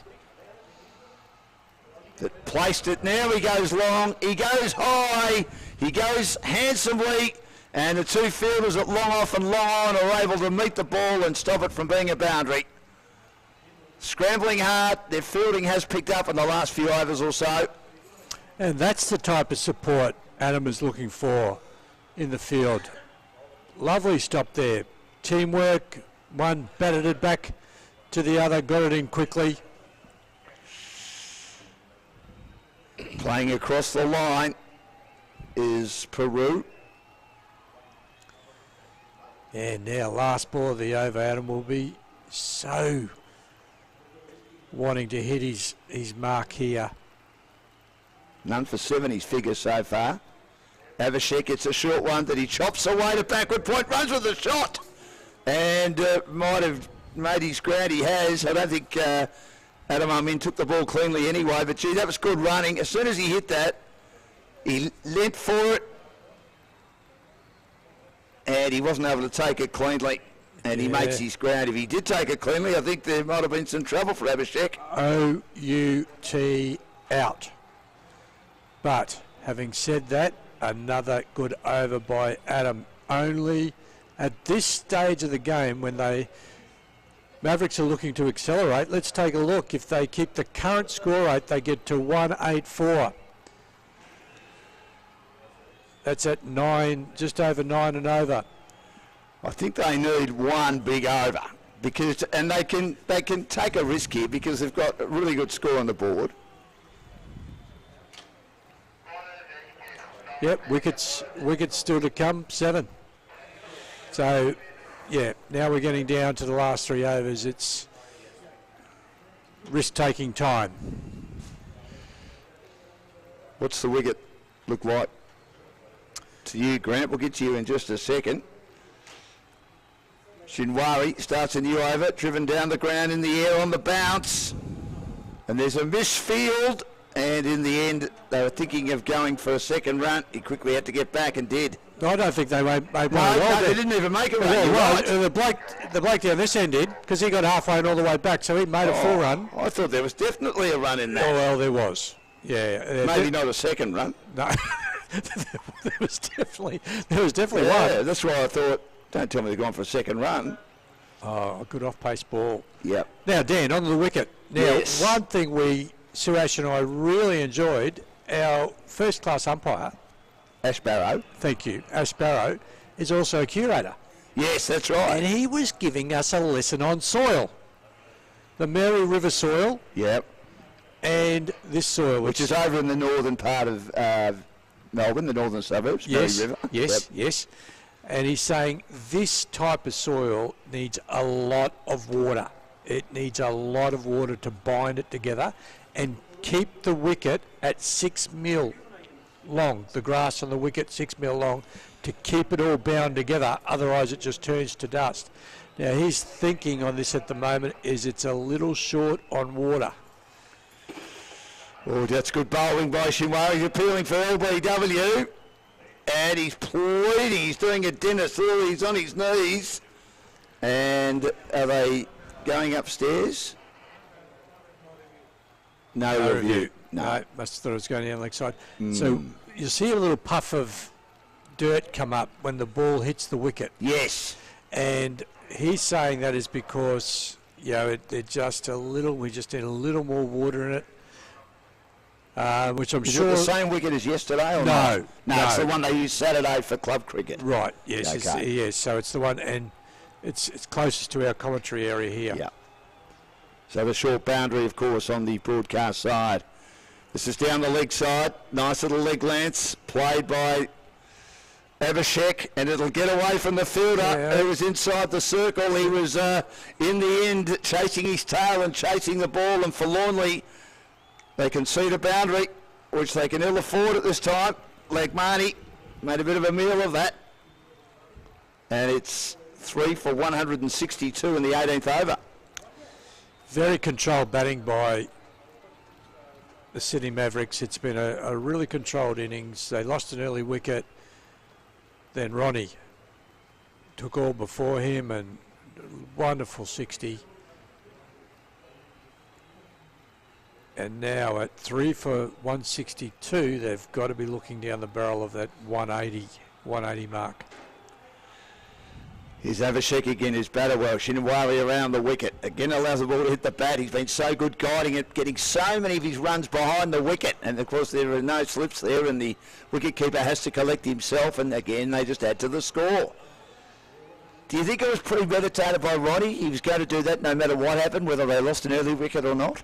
Yeah, I'd say in their matchups and in their team dynamic, they're saying, well, Ronnie, you're our man, you know, get on the front foot early and go, and we'll bat around you. And when it comes off, it's pretty good to watch. And it certainly was good to watch today. Ronnie was probably, it's the highest score so far in the tournament and a really strong innings. Peru 14 off 11 from the Randwick Petersham Club in Sydney. As I said, a famous club short, pulled away, but a fielder out in the deep mid wicket.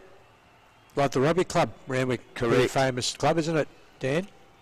Well, they were Petersham Marrickville for a long time and struggled. Graham Hughes played there, of course, became a very successful commentator, very good rugby league player for Canterbury. Played in a couple of premierships with his two brothers. Yeah, yes. his brothers, yes. Glenn and Mark.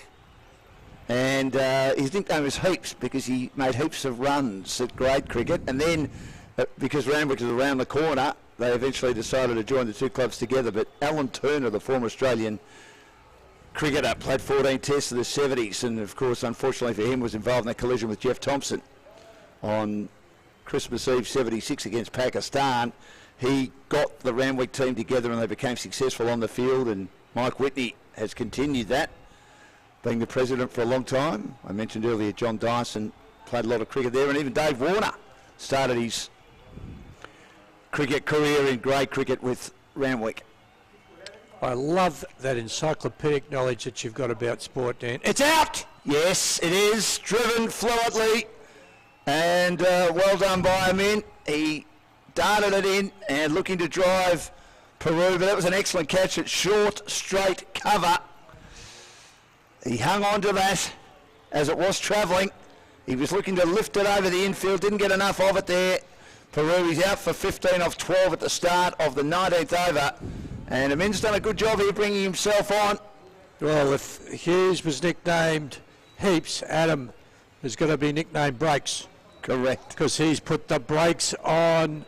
Yeah, this could have been anything, this score. The Mavericks were looking down the barrel of 200. Well, after 10 they were 2 for 113. So even if you double, well, obviously if you double that, you're well past 200. And so old Breaks Adams at 1 for 8 has come in and bowled beautifully. Well, they've only made 51 in the last 8 overs, so the run rate was at 11. Since then it's now at less than 6.5. Abhishek is still there. Peru, a nice little cameo, 15 off 13. But he needs to get on strike. And what Adam Amin has done and what the rest of the bowlers have not done, and maybe he could have brought himself on a little bit earlier, is he's bowled full and straight, not allowing the batters to get underneath, Grant. He has bowled to a plan, and you're dead right, Dan. He's stuck to a line, he's stuck to a length. There's an old cricket analogy, line and length. It actually applies to all formats of the game, and this was a wicket you just couldn't drop short on because they'd take full toll. But Adams come in with a plan and continues with the plan. Look forward to seeing you batters all having a good year for Ringwood this year. And this is driven fluently. That's a nice shot, but long off in the road. Hit pretty hard by Prabor, the new batter for Sydney Mavericks. And there's our point. Keep that line, keep that length, drive for one, down to long off, and boundaries are what. So we're looking for boundaries, aren't we? So this will be the big tug to the leg. There it goes, down the ground. High, long, there's a fielder coming around. There's two of them there. They nearly ran into each other, but in the end, luckily the fielder at long off stopped and allowed the fielder at long on to take the catch. And 2 wickets in, 1 over, and breaks him in. Is now wickets him in. He's got 2 for 9, and it's 5 for 165 in the 19th over. And the skipper tossed it up on 2 occasions this over and has picked up 2 valuable wickets. 2 wickets at this stage for Breaks. There's just what his captain ordered. Clearly he would have been held back for these death overs, and you can see why. Abhishek, 36 off 38, batted beautifully. But Adam, the man of the moment, and look at him, a little dance there, Yes. step, and he's, see, these wickets are so important at any stage of the game. Just grab some energy. Look at the smile on his face. He's got this real spring in his step.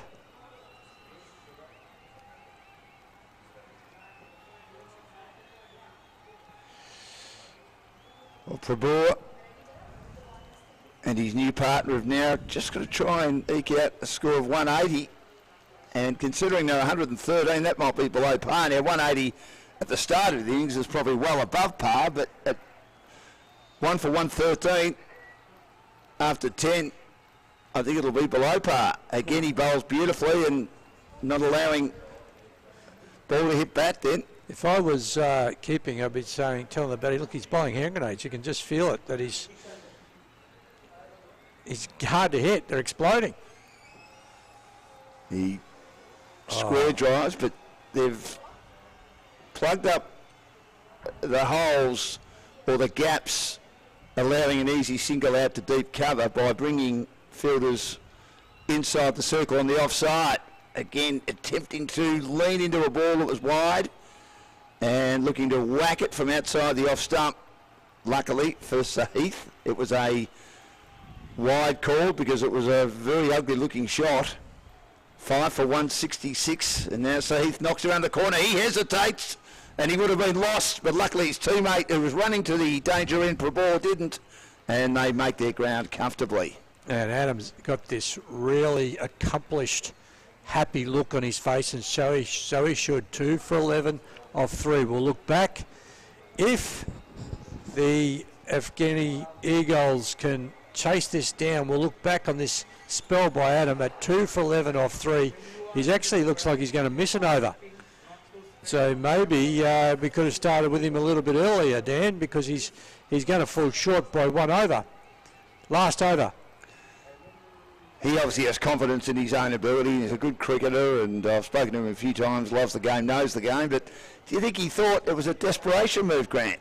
I'll bring myself on and see how we go, and it's proven to be a masterstroke. Yeah, look, he may have even surprised himself, but what I loved about it, he just didn't vary too much. He just had a plan, line and length, and he stuck to it.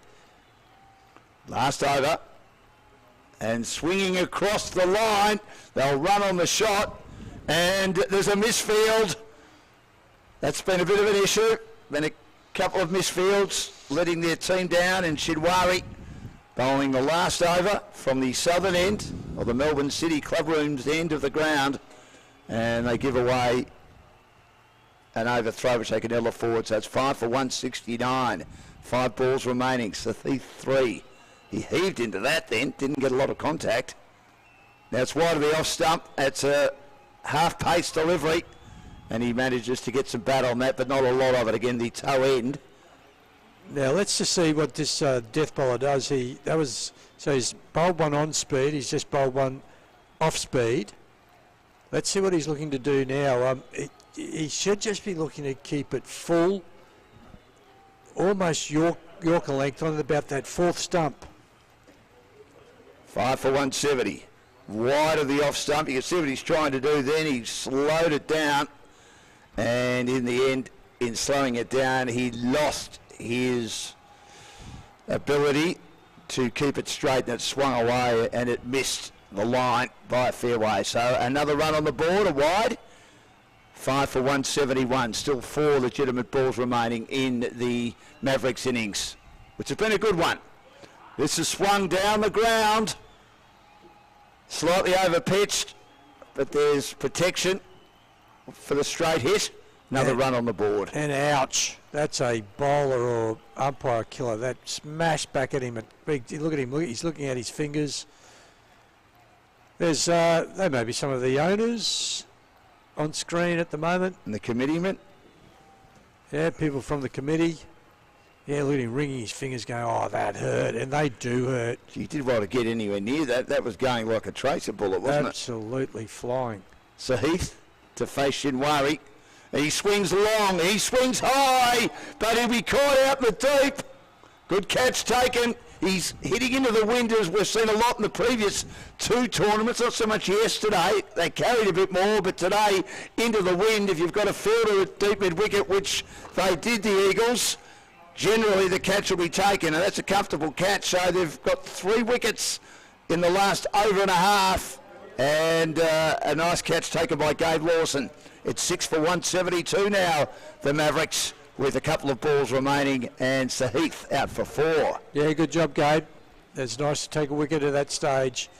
Just makes it a little bit harder. There's a psychological 175 or even 180, which is, or was up for grabs. Well, it still is with 2 lusty hits. So we've got 2 balls left remaining in the Mavericks innings. Shinwari bowls. It's hit. Oh, he's been given out LBW. I thought originally he might have hit it into his pad, the batter, but he's been given out LB, and he walked straight away, and the umpire gave the decision straight away. Yep. He was looking to work that through the onside. He completely missed it. And hat-trick. We've had a few players on hat-tricks. Yet to get one. We saw Malouk yesterday get 3 and 4 balls when he ripped through the Indian middle order for the Pakistani Sultans and their big win. Well done, Shinwari. Yeah, just clipping leg, I'd say. Just the outside edge of leg, but it was very full. Surav out first ball.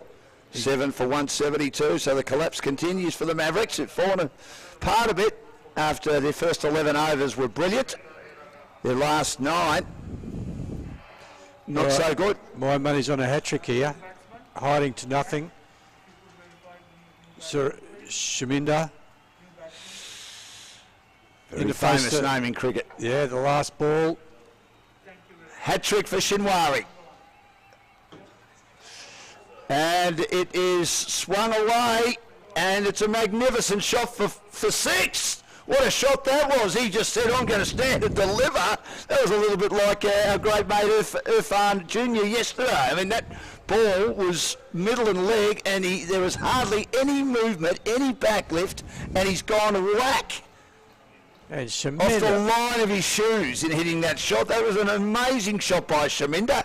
What a shot. 7 for 178. I always think you should even approach your batting innings when you bat first, like you're setting out, well, chasing it. Obviously, you're setting a total, but you're chasing a total.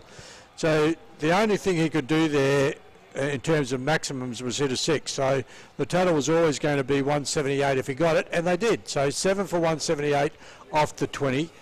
Shinwari finishes with 2 for 40 off his 4 overs. Prabhor not out 2, and good job, Shaminda. That was an amazing shot. Again, as I say, minimum bat movement, like Irfan Jr. with his 6s yesterday to put some icing on the cake for Pakistan. And he just took that like he'd been batting all day, just off the line of his pads, and whipped it away nonchalantly. Yeah, that's how good that shot was. Yeah, it was a very good shot. So when we have a look at the Sydney Mavericks innings, after 5 overs they were 50 going at 10. Then after 10 overs they were 113 going at more than 10. So 46 docks in that innings. Then things started to slow down, and this is where Adam came into his own. 146 off 3, then finished with 178 off 7. So 179 is the requirement for the Afghan Eagles. Let's get down now to Suhas, who's got one of the heroes for the Mavericks in their very good scores, 7 for 178, Ronnie Chopra. All yours, Suhas.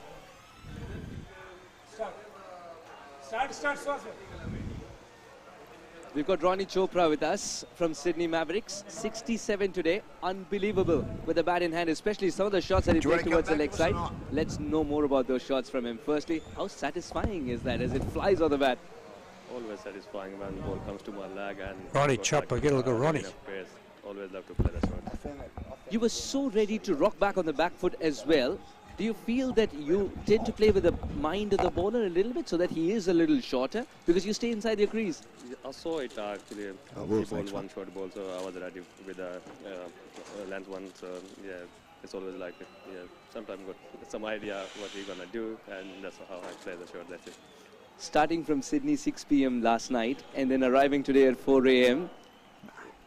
Go out there, score 67 runs. How satisfying is it from that position as well? Because tired body, but not a tired mind. No, playing cricket is never tired, and especially thanks to my friend who bring me here and shows their faith in me. And I was just like sleeping in my car, so yeah, they just drive all the way to here, and yeah, I was like really fresh when I came here, and yeah, especially thanks to my captain who shows his faith in me.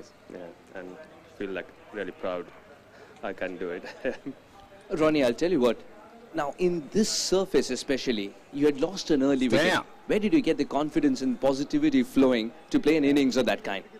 The ball was like coming really good, and yeah, there was not like stucking the ball or bounce was like really good. So yeah, I got enough confidence when I saw the ball is bouncing like really good. So yeah, that's the main reason to like play like that. And finally, what was the conversation with Mr. Bajaj at the other end? He was just saying like just play long as you can play because the target was to go up to 200, but yeah, on the other side, yeah, when the spinner they came, the ball start turning a little bit. There, like I think we lose some momentum, couldn't make 200, but yeah, still like really satisfied with the score. Well, 178 on the board, 179 to win for the opposition. Just half the job done. All the best for the upcoming game. Thank you, man. Thank you really. Ronnie was fantastic with the bat in hand. Back to you in the comms.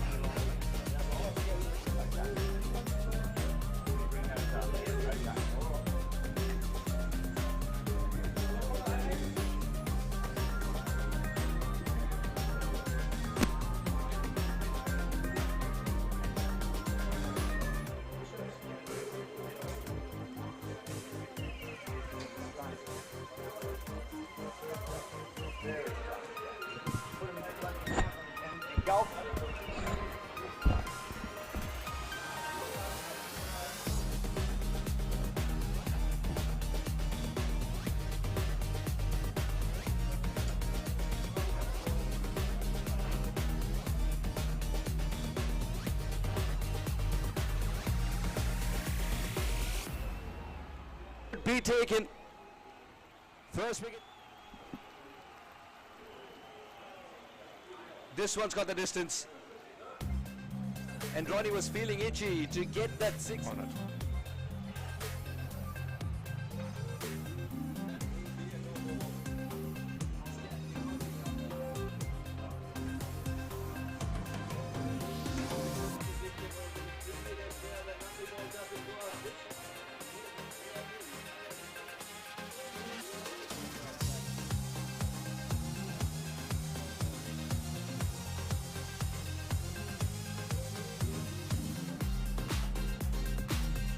What an attempt.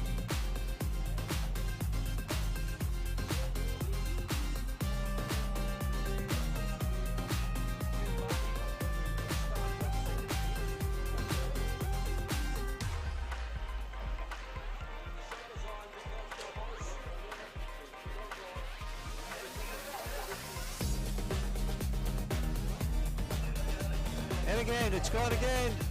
That's the second six in a row. That's gone. Utilizing the wind direction to their advantage. That's another fantastic shot. The offing. or stand and deliver. Man in the deep is just as big.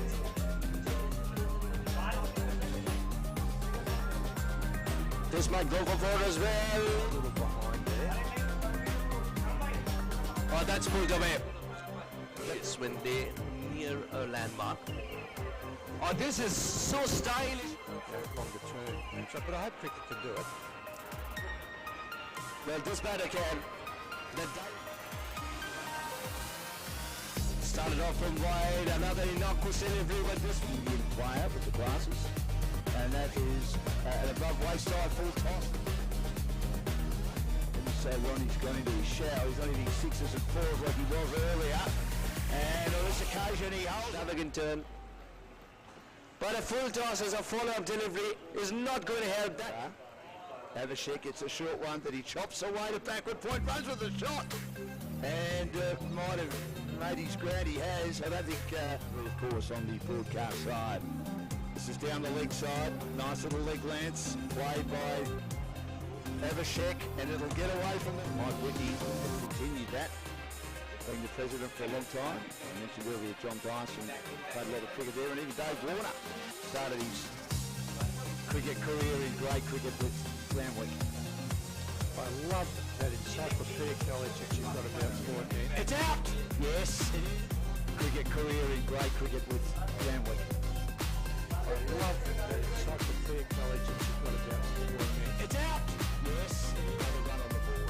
Ouch. That's a horrible upright throw. They just smash back at him. Look at him. He's looking at his fingers. Absolutely flying. So he's the face in worry. He swings long, he swings high, but he'll be caught out the deep. Bowles, it's hit. Big of an LBW. I thought originally he might have hit it into his pad, the batter. And it is swung away, and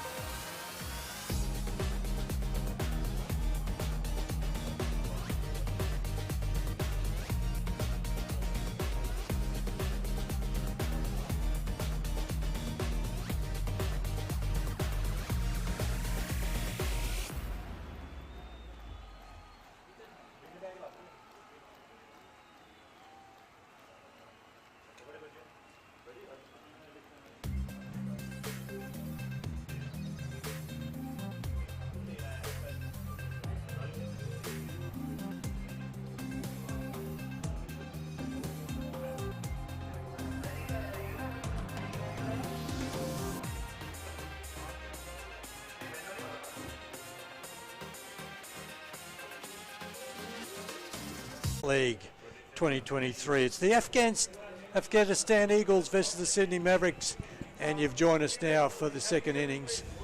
We have the Afghanistan Eagles chasing 178, hitting 179 to win. I'm joined in commentary by Dan Lonergan. G'day, Dan. G'day, Grant. Now, what's one of the big traditions in cricket that annoys me? And I'll tell you what it is.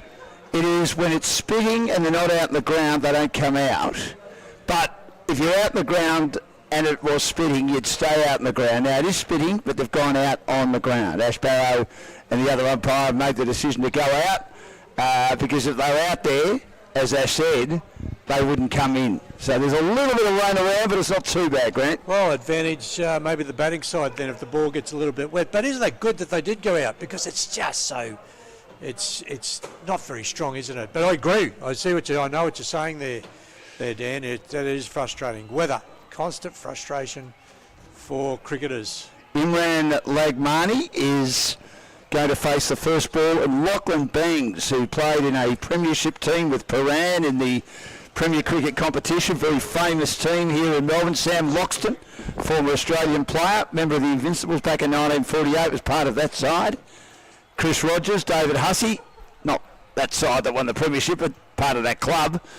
Chris Rogers, Bryce McGain, David Hussey, very good cricketers, played for Paran as well years ago, but Lachlan Bangs was in that premiership team in 2021. He swapped to Ringwood this year, who were undefeated, although not going so well in the T20 competition, to be with Adam Amin, the captain of the Afghan side, and he's had a reasonable start to the year, so look forward to seeing how young Lachlan Bangs bats when he gets his opportunity. Yeah, well, he'd be reasonably happy with the way he bowled. I'm sure it will reflect on a line and length matter that he was trouble finding when he did bowl. So here he goes, opening the batting. Landmark Investments Australia, our major sponsor, as we're about to start. 179, a massive score. Could have been more though. And straight away, the first ball has Langmani nearly fending outside the off stump to Shaminda, who hit that unbelievable six off the last ball to get his team to 178 after the score stalled a little bit. What were they, 113 after 10, and Adam Amin, I've just spoken to him, he decided to bring himself on, and he said, maybe I should have brought myself on earlier, but I thought the other bowlers were going all right. No, you're right, Dan. They exploded out of the blocks. They were 12 and over after 10, and then only 5 or 6 and over from there on. It's taken off that one, and he tried to fend that if he could, and he was a bit half-hearted, Langmani, in trying to get that over the wicket-keeper and the slips cord, and I think that if he was going to get that for 4, he needed to really have a go at that and didn't. He was looking to guide it, and he could have guided it straight into the wicket-keeper's gloves. Yeah, the Mavericks, they lost an early wicket, then Ronnie just came out and batted beautifully for a 60. Shaminda again, it's played across the line by Langmani. Through the onside, protection out at deep mid-wicket. It's quite overcast now, and it is none for 3. So, bowling plans, all so important. None for 1, I mean. We spoke a lot about the line and length and keeping a full pitch. On this wicket, the short ball is a much easier proposition than one that is actually really pitched up. So it's just so important to keep that line and length.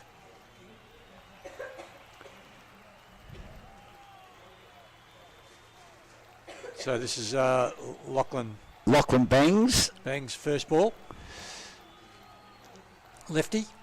And been okay for Ringwood so far this year. Starred for Paran, as I say, when they won the title a couple of years ago. Defends the first ball into a stacked offside field. Bowling to his field nicely there, Shaminda.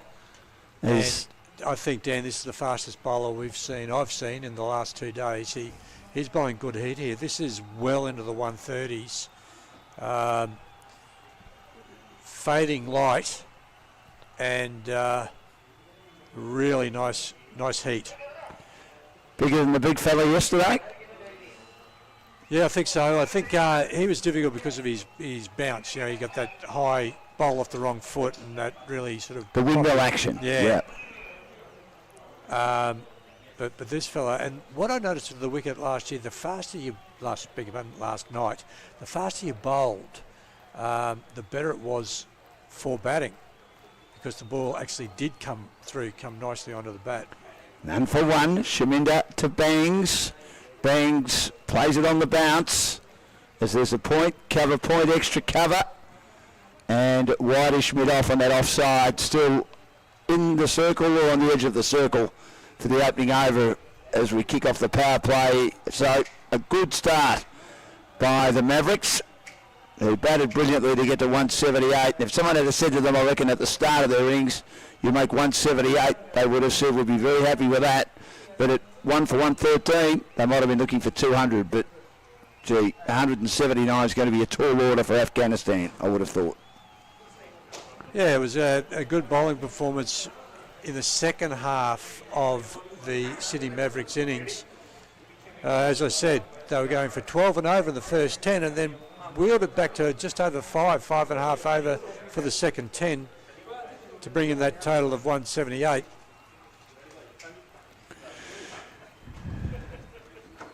Now they're going to resort to spin by the looks. As most teams do, don't they? They tend to maybe have a pacer on from the first over, and then they'll get to spin to try and take the pace off of the second over. Down and over it, I'm going to hand over to David Taylor. We have the Phantoms, Perth Phantoms coach.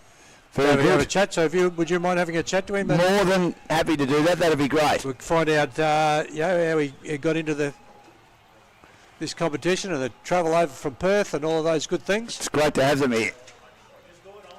Now, did you see that the bounce? That nearly was over shoulder high. Yeah, it was. So left arm. Peru. And this is an attempted sweep. He didn't really make a lot of contact here, but he manages to get a run as he played it off his pad down to fine leg. Imran Baghdadi. So this was you're bowling into this rough. It's kind of equivalent to like a 4 or 5 day wicket, this one, and let's just see what happens with this left arm orthodox bowling into the rough. There it goes. That's good bowling as it came back, you're right. That's like that viper that just pounces and spits at you there. You know, it's spitting off the wicket. It kicked back, and I thought that Banks played that pretty well then, just knocked it in front. Again, another drop ball. And this time he cuts in the air, and he beats the infield and goes to the boundary for 4. He flirted with danger. It wasn't that far away from the two fielders close together in the circle on the offside, but he managed to clear them, and that's the most important thing. He gets a boundary, Bangs. He does, Dan, but it's risky playing cross-bat shots. That was wide enough and short enough for him to actually get back and lay back, but if he attempts to play a conventional cross-bat shot to a ball a little pitched up a little further, then he's taking a very big risk. Now he swings across the line this time. The two fielders are in pursuit. They won't get there. One at squarish fine leg and another one at mid-wicket. Despite the fact we've had a little bit of rain, that outfielder is still very, very quick. So this pitch is outside off stump. He swings to the leg side, just gets enough of it to go square down to the wicket, down to the boundary. Yes, dragged it away to move to 8, none for 10. Near the end of the second over, chasing 179. He cuts the next one, and he finds a gap again through the offside. Three fielders, they're very, very enthusiastic, go after the ball, and incredibly, none of them can get near it. Good shot, and just too much width. So whilst a batter needs to adjust to these conditions, so does a bowler. You still can't give width on a wicket, even a wicket that is turning and snapping back as much as this one. Having said that, I was watching Hussain nearly chase that down, and in the end I thought he was going to get there, and it sort of got away from him. Yeah, there was at the last minute. Enough timing for him to get that away. So Lachlan, good start. He'll be happy with that. Imran back on strike. Peru, none for 13. They need early boundaries, and they've got them. And for 14 is Imran getting ready now for Shaminda. And he has a swing and a miss as he moved across to the leg side. He was shuffling around in his crease. He was looking to launch over the top if he could. And maybe go the inside-out shot as well with the field up for the power play. He didn't connect. Slip in play. We've got our two players are out at deep third man and deep square leg.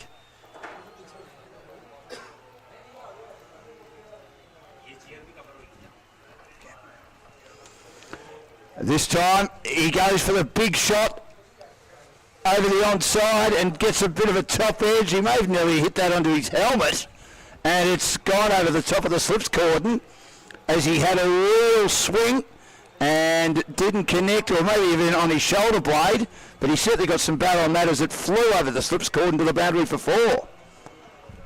Yeah, got enough on it there. Taking advantage of only having two fielders out, looking over here to that dib mid-on.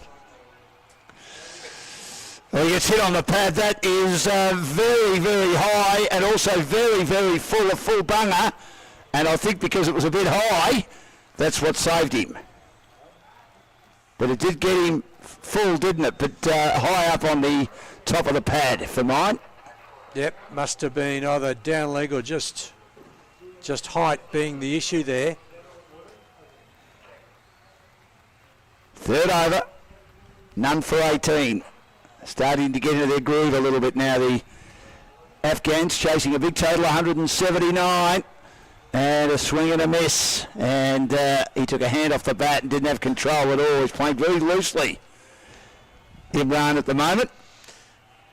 Yeah, looks like he's either made himself the designated hitter or the team has. Said we're chasing a big total here, 178. We need someone to anchor and someone to go hard early and snap. He chops the bat like a woodcutter.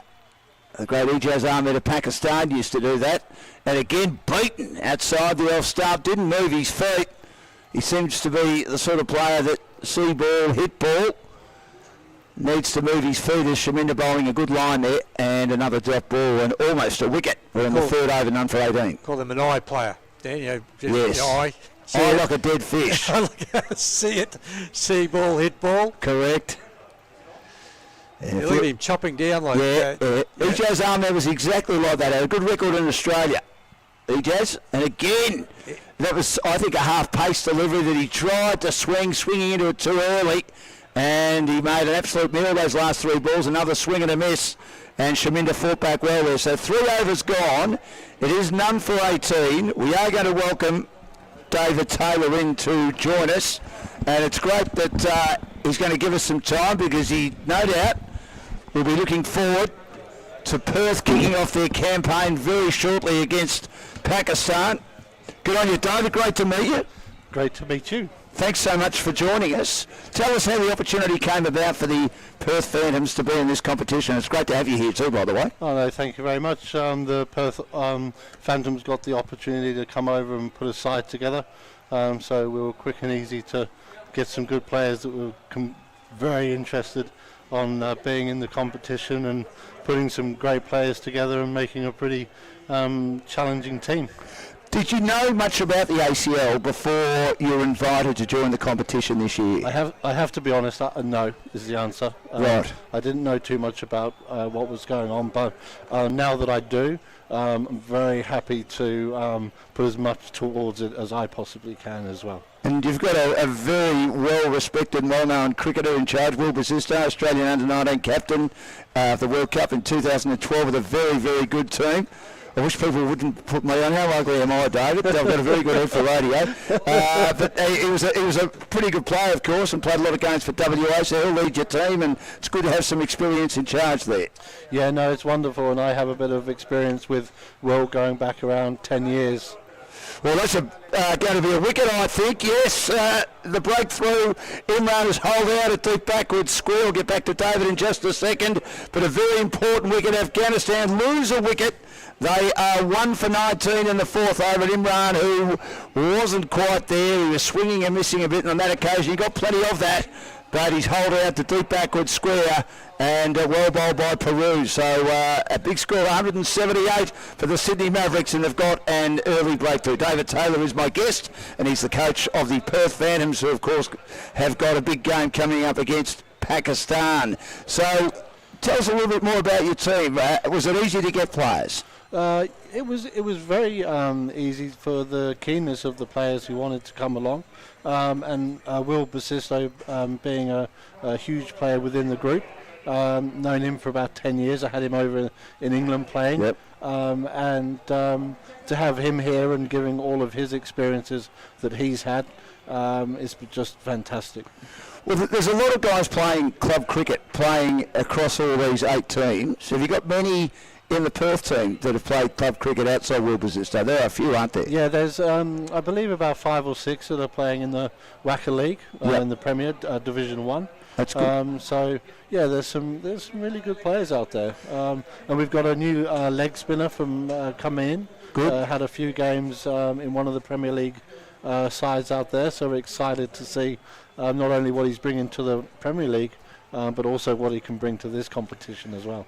Did you, I know this is a very minor point, did you have a choice of what colours? You got purple. Do you like purple? Not that it really matters. Well, I was thinking about getting you a purple one. I'll be happy with a purple one, David. No, it was decided by the managers and the sponsors and everything like that. So no, it's a really good colour, and it makes you stand out there, which is always nice. And of course, we've got owners. It's a franchise competition now. Last year was a country competition. Year before, a country competition. So I think this is sort of where this competition's going. But Big Bash is massive now, or T20 is massive. Why do you think it's so big? And do you think it's too big? Well, it's really funny because I was lucky enough to play in the first ever professional T20 comp in the UK in 2003, Worcestershire versus Northants, and it was literally a joke. You got a good crowd. Was it? Well, it was just seen as that. You got a good crowd, but it was never seen as serious cricket. It was just managed as just go and have fun. You know, it was a bit of a break from the serious cricket you were involved in. And all of a sudden, from Worcester would get a couple of hundred people at a 4-day game, a couple of hundred people at a 1-day game. All of a sudden, it was 10,000 people, full crowd at a home game for the T20. It was incredible. And it was an attacking game, wasn't it? But it's become skills-based now. You need spinners to slow it down. You've got to be very good in the field. You've got to be able to bowl full and up to be able to reduce the run rate, as well as being able to clear the boundaries. Yeah, absolutely. And one of my biggest things with this is you also need to be even more technically correct.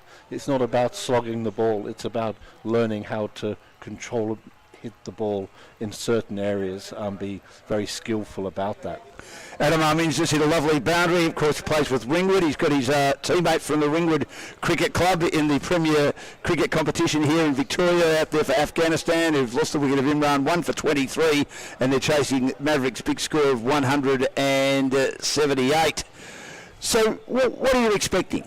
I mean, obviously you're expecting good cricket. Pakistan had a great win over India last night. These guys have played together a lot. Have your guys played much cricket together? And if they haven't, how do you ensure that you can have them gelling pretty quickly, having 3 games? Sure. I mean, the one thing that we've done is we've made a lot of contact and a lot of group chats regarding the upcoming games. We've also put already things in place this morning. We were out on the field for 2 hours practicing. Out here? Yeah, absolutely. We got here at 10 o'clock this morning. Good. And put in about 2.25 hours of work just to get to know each other with putting plans in place and getting ourselves ready for this afternoon. Then we went back and chilled out as a group. And going to go and hit the first game as hard as we can with good plans in place for the first game. It's really important that we see some of the other games that are going on to see what we do. But one thing that I'm going to say is that that I'm hoping that we're booking our flights on Christmas Eve night time after winning the trophy. Well, let's hope so. By the way, have you seen the trophy? Because you'll need yourself and the rest of the team to actually pick the trophy up at the end. It's the biggest trophy I've ever seen. Well, again, one of these things that I've already booked another seat just in case. I keep that quiet because the Adelaide Crows did that in 2017 when they thought they were going to win the premiership. They booked 1A on the flight, and there was a 1A spare seat because, of course, the cup didn't come back with them when Richmond beat them. So that would be fascinating. Now, you've obviously played your cricket in England, and you played a lot of T20 cricket. Do you think Test cricket's in a bit of trouble? Oh, that's a tough question. I think that I would like to see some more. I think we're in 2023 now. I'd like to see some more changes to help it progress. I'd like to see that before we. Massive shot here by Banks. I didn't think he got enough of it, but he's just starting to get going here, Lachlan Banks, and he's looking pretty good. And it's now 1 for 27. That was a beautiful shot, 17 off 10. Over the top of extras cover, always a great shot. Absolutely. One of the best shots in cricket, isn't it?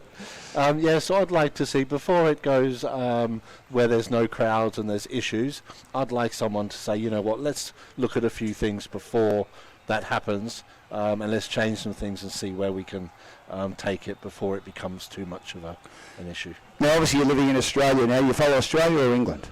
Oh, I grew up in Perth as a kid. Okay. So Australia's always been my place. Yep. And it was a case of bringing my wife and my 2 young boys back home.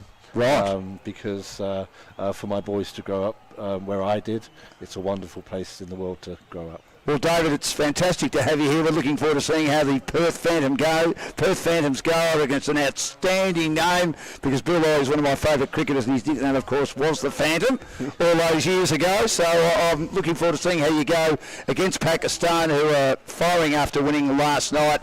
It's going to be a fascinating tournament for you. Great to have you here. Big opportunity for you to perform well, and I really appreciate you joining us. Thank you for your time. Good on you, David. David Taylor, who of course is the coach of the Perth Phantoms. They'll be playing later on this afternoon against the Pakistan Sultans, and it's 1 for 28. We're in the 5th over, and Adam Amin is 4, Lachlan Bangs is 18. They're starting to settle in. Imran has been dismissed, and Hussain bowls, and again trying to hit that a bit too hard. Adam Amin off the square and just drops it into the offside. How was David?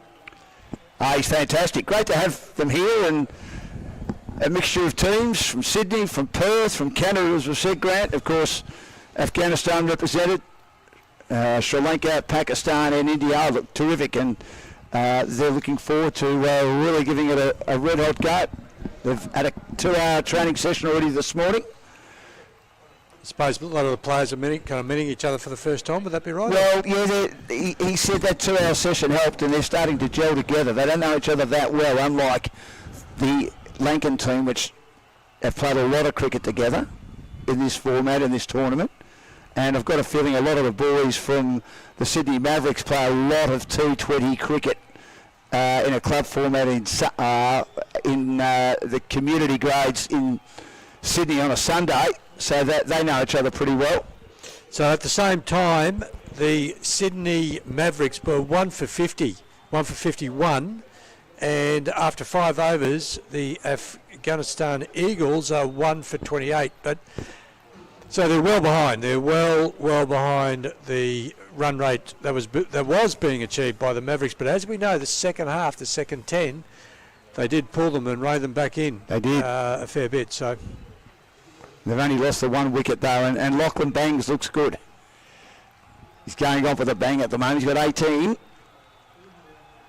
and he's made them off 12 runs. Now he's going to find this a challenge here. This right arm, is it right arm orthodox over the wicket to the left-hander, or the left arm? The left arm orthodox. Left armer. This is Peru that got the wicket. Right.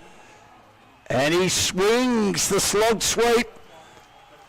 Will it be stopped in the deep? It won't be. The fielder was a little bit lumbering in getting towards it there from a long-on position. I thought he nearly got there. He dived in vain and wasn't able to get there. Probably should have got there looking at the replay, but 4 runs on the board for Bangs, who goes to 22, and it's 1 for 32. They were in Melbourne. We call that the Sydney Harbour Bridge because he looked like he did dive over a little bit. But good shot by Bangs. Bangs again, swings it high, swings it long, swings it safely out in the deep once more. He's eyeing off that mid-wicket long boundary, which is probably not bad thinking, particularly if it's pitched up just outside. As I said, just that little area outside off stump to the left-hand is like a 4 or 5 day old wicket, and it's turning and leaping. 1 for 33.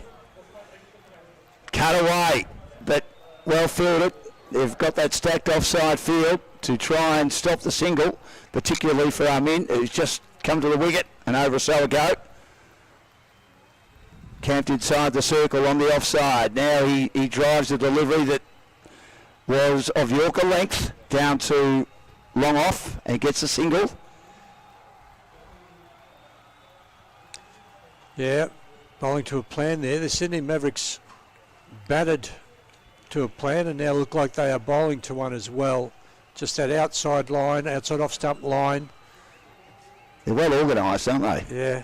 Now Bang looking mid-wicket again, down the ground. That's a beautiful shot. He goes straight down the ground and says bang, bang, bang, standing and delivering as good a shot as we've seen all day. It was safe as houses, Grant, because there was no one there to take the catch, and he just was able to get underneath it, which was the most important aspect of that. Good play, this fella. I like him. I do too. I really like him as an opening bat in this format. He has had a really nice, lovely controlled innings, and he's very decisive. He's no half shots. If it's there to be hit, he hits it. 27 off 15, 1 for 38 in the 6th. And now he swings the next one, takes a hand off the bat. Didn't have control of it, but dragged it along the ground luckily. It did look quite awkward, but he survives. Well, and it's 1 for 38 after 6. It looked awkward because it stuck in the wicket and the ball didn't come on. And that's where you do have that square batted, that cross batted shot that is risky. Ball's up. Go. Now we've just got the power play signal there, Dan. The umpire, power play signal. So that means that we have 4 players allowed out of the circle.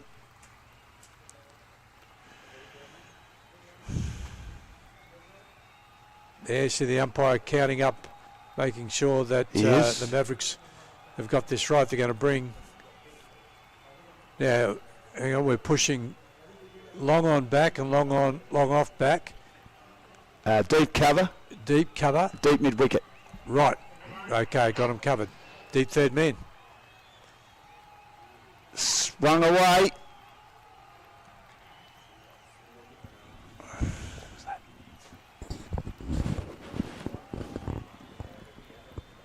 What was that signal?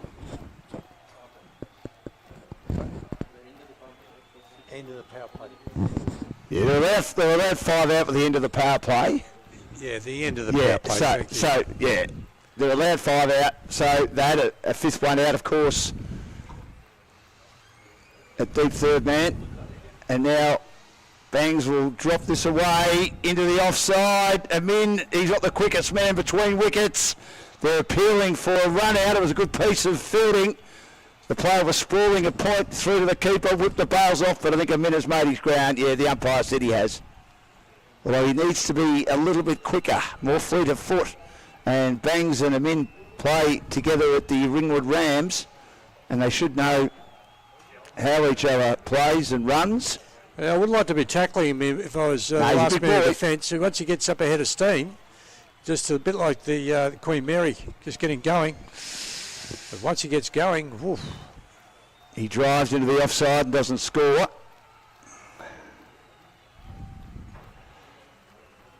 So Hussain in his second over. His figures are none for 7. The required run rate's already climbed to 10.3. They did get an early wicket, the Afghan Eagles, but from then on, the Mavericks dictated the terms of their batting performance, making 178. Chopra got 65, got good support as well. This is in the air. Has it been caught? I think it might have been. It has, lunging forward at short, wide, mid-off. He took a hand off the bat. It surprised him. It might have held up in the wicket a bit. We'll get Grant to have a look at it. And he's just steered it limply. He's disappointed with himself. He's gone. It's 2 for 40, Afghanistan. Yeah, Dan, it was one of those half-hearted shots, I think. He didn't quite get his foot to the pitch of the ball, and then you give yourself no chance if it does get stuck in the wicket. Let's take a look. See how he just pushed on that, Dan? He just entered a full follow-through, and if you're going to hit in the air to the fielder, make it a hard catch. So what happened there, he just didn't go through the shot. He wasn't committed to it. And you just can't play that type of shot on this type of wicket. Did you see the puff of dirt too when where the ball landed that might have surprised him too, forcing him to go through the shot a little bit earlier than he planned, and that's why it was on the up. Yeah, it's just going through the top, and that's because we do need a little bit more water in this wicket. The block is fine. It's absolutely fine. There's just a type of soil that we've got here in Melbourne that requires more water than the average wicket block. So why isn't there more water? $1 million question. We're in the 7th over. Hussain bowling. Javed, the new batter, swings across the line, plays it pretty well. He did well to lower the hands, play soft hands, keep it along the ground, out to whitish long on. He's off the mark immediately. Played it pretty well, all right. The timing there was first ball to punch it onto the onside like that, slightly short of a length. Or you can see, I think from one ball, this Javed's a player. His namesake, wasn't he? Javid Mandad, the street fighter, the consummate street fighter in cricket, the warrior. He's beaten outside the off stump. This one, Lachlan Bangs, one of the few who hasn't got bat on ball, and Hussain quite happy with himself. So 7 overs gone, 2 for 41. They're a long way away of the target. 138 in 13 overs remaining for Afghanistan to have an unlikely victory from here, I'm going to call it, and think that Sydney Mavericks might have this game going their way, but you know me, I've been going the early crow all my life and getting it right. Exactly what I was going to say, the early crow, because Lachlan and Javed, if they can stay together now for the next sort of 8 to 10 overs, build an innings, build a partnership, then they are right back in it. But yes, no, Dan, I think there's certainly a team on top at the moment, and that's the Sydney Mavericks. Well, welcome back, Suresh, who is still recovering from significant jet lag. A world traveller, global cricket. Yeah, I've got a question for you, Suresh, in a minute. You, I think, have every looks like you'll have possibility of being the next Harsha Bhogle for India. Big name that. I'm quite content just following the path that he's shown already. Do you, you obviously would admire Harsha and what he's done throughout his career? Absolutely. He's one of the voices that I grew up listening to. For sure, yeah. At an impressionable age. Now, the drizzle has turned into slightly longer trail. It's borderlining being called rain. Oh, well. That would have hurt the keeper. Mohsin smiling. I bet the keeper doesn't see the funnier side to it. It's where the bowlers have been following through on that, and like a 4th and 5th day old wicket. So for left-handers, if the ball's up, he's just going at it, isn't he, Lachlan? At what point do you also realize that it's raining a bit too much? The umpire would then call it off, or probably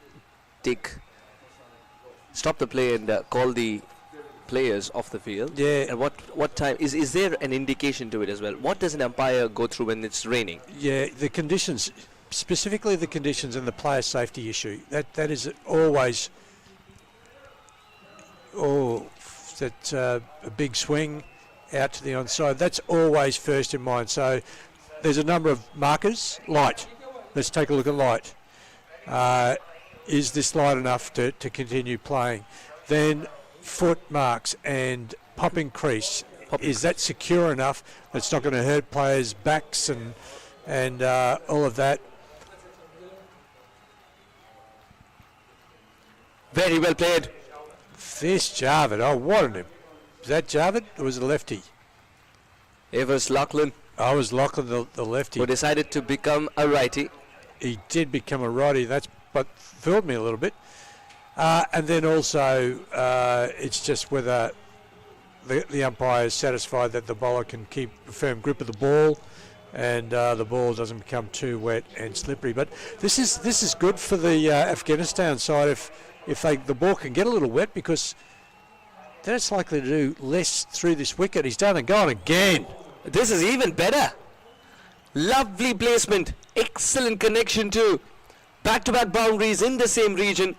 Raza didn't learn from his mistake. 8 gone, 52 for 2 now. As soon as that great Dan Lonergan had them all assigned to the game over, it's almost game on with Lachlan. He's having a laugh over there. And it's one of Dan's favourite shots. It is too, yeah. Righto, we've just heard the umpires are talking and maybe marshal the troops for the covers. This is a typical Melbourne day, this, where it has been overcast. Showers are predicted. We will get a few showers, but hopefully we still get plenty of cricket. It's raining, but the operative word here is probably heavily. It is not raining heavily.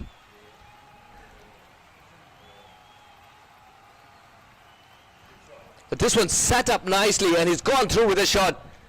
This is pure class from Javed. Terrific hit. I love watching Javed play. Right from his first shot, he came out with confidence. Is this short? Yes. Well, yes, it is, but I've seen shorter, not dispatched like that. Oh, and that was a lovely, lovely shot. Beautiful timing.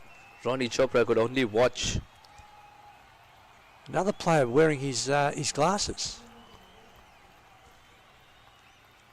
Oh, this one came back in sharply. So much movement, a hint to swing. I tell you what, love this sportive wicket. It's restored the balance in our sport. And just being hit for 6, he's able to follow it up with that peach, Hussain. No, Hussain, he thought he had his man there. It was a lovely piece of bowling. Right line, right length. Javed playing missing.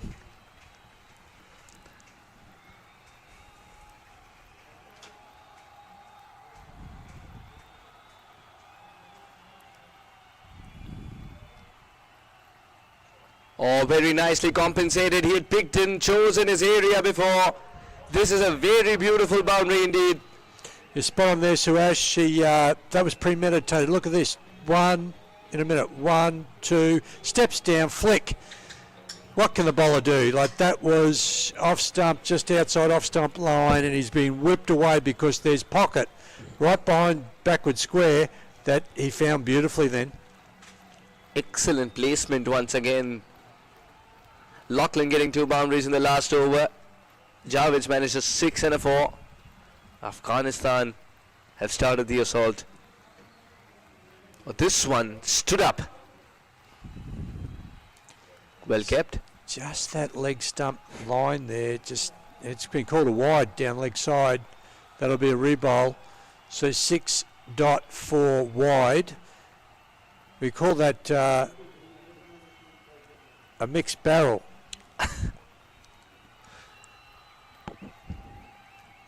Everything happening. It's all happening in this over. Javed 13 off 7 now.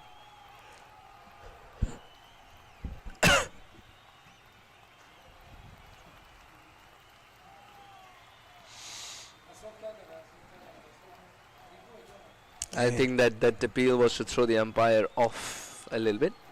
And this is what can happen when a player becomes proactive like Javed has and is mixing up his approach. The bowler then starts to do the same thing and starts mixing up his approach, and before you know it, we've had 2 down leg side, 2 wides, and 10 off with 3 to go.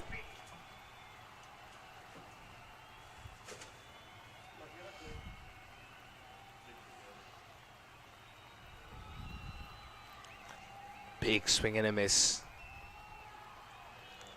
This will happen with 10 and over required. Yeah, it'll happen because of the variable bounce. So normally, Javed would have been all over that square of the wicket. Just probably got a little bit big on him and sailed through to the keeper.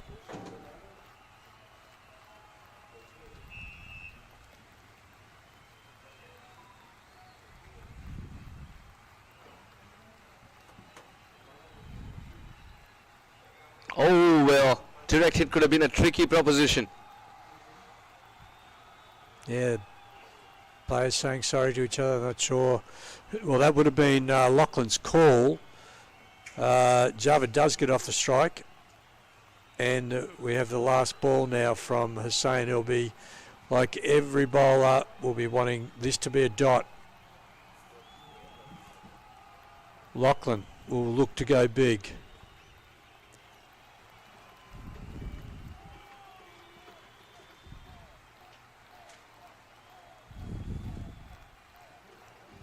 Trying to be cheeky. Following the batter there, Hussain. Laughlin's decided off late that he wants to score runs only behind the crease. And Hussain will be very happy with that, getting a dot in the last ball. It's one of those risky hit or miss options to take the ramp, paddle shot, whichever you want to call it, over the top of the wicket keeper. Which if it comes off, it always looks fantastic, but when it doesn't, you're left without a run. They have a look at the Manhattan there now. It's 14 runs and over. Looks like the highest score that we've had, over rate we've had for the Eagles.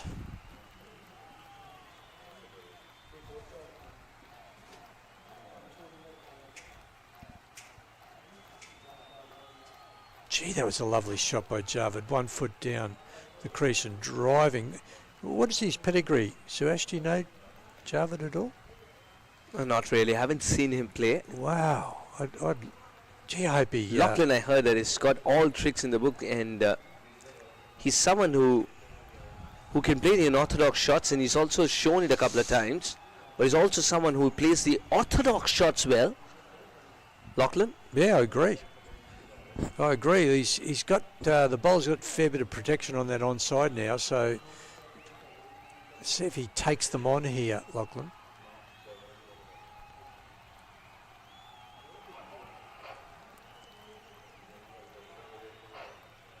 Some of the shots that Lachlan's played and the way he's gone about playing in front of the wicket as well just reminds me a little bit of Gajanan Singh, the left-hander of USA.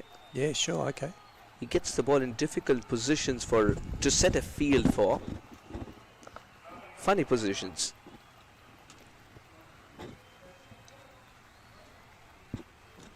Just somehow he's parried it past the bowler. Wasn't in control, but he's somehow done it. Always attentive.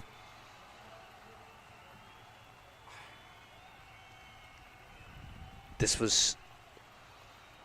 was containing some pace. Yeah, it's called a leg by, all pad. So far so good though for Raza. 2 runs on the bat and 1 extra at a time when 10.9 required in over for the opposition. Excellent over indeed. See if he can finish off.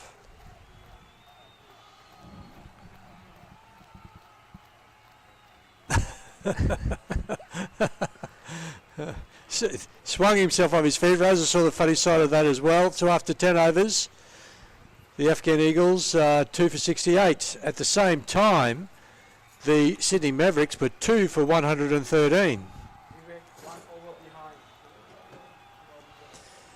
He's sitting next to the third umpire. He said, just wanting the Mavericks to know that they're 1 over behind schedule.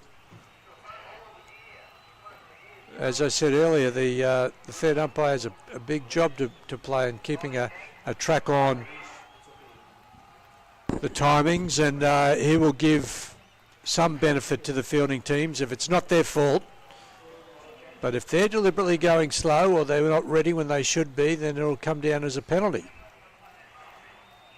We want to keep this game flowing, keep it moving. New bowler coming in from the southern end.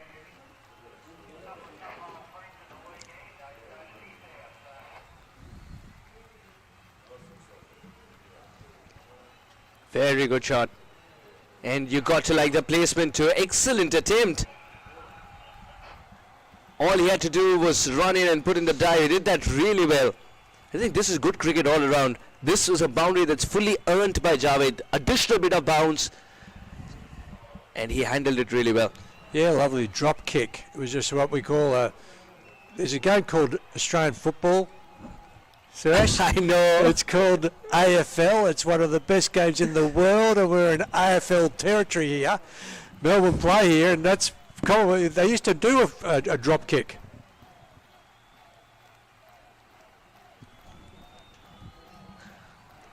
This is going to be 4 more, and Javed is just increasing the style quotient. Such a safe area to play the shot as well. 23 or 14. Javed is the man you want out there with 10 and over required. I agree. I'm fast becoming my favourite player so far in the tournament. Down the ground, always some space between long off and long on. He's looking at the pockets. He's looking to say, where are the gaps? So true. And if the bowler bowls in his slot, then it's up to him to do something with it. What you just said reminds me of one of the Australian greats, Ricky Ponting. He says that there's a difference in which he viewed an opportunity. While all the others said this, and this, these are the positions where the fielders are in, he said, I don't look at the fielders, I look at the gaps. He says this is where the fielders aren't. Yes. A good point, really good point. And what that's morphed into Australian cricket language is we look for the pockets on the ground that are empty. It's almost like picking your pocket, isn't it? But yeah, no, I've heard it referred to as those pockets on the ground that are empty that you want to hit in. Oh, got underneath this one too. This is growing wings. This is a marvellous hit indeed. Javed has put Satish under pressure immediately. He's gone for 14 in just 4. The counter-attack has begun. 4-4-6 now. And couldn't the Dan Lonergan curse have been struck to the Mavericks? They are right back in this now. You would feel that if these two players can stay together, the Afghan Eagles are right in this. And look at Javed, he's loving it, he's enjoying it. 29 off 16.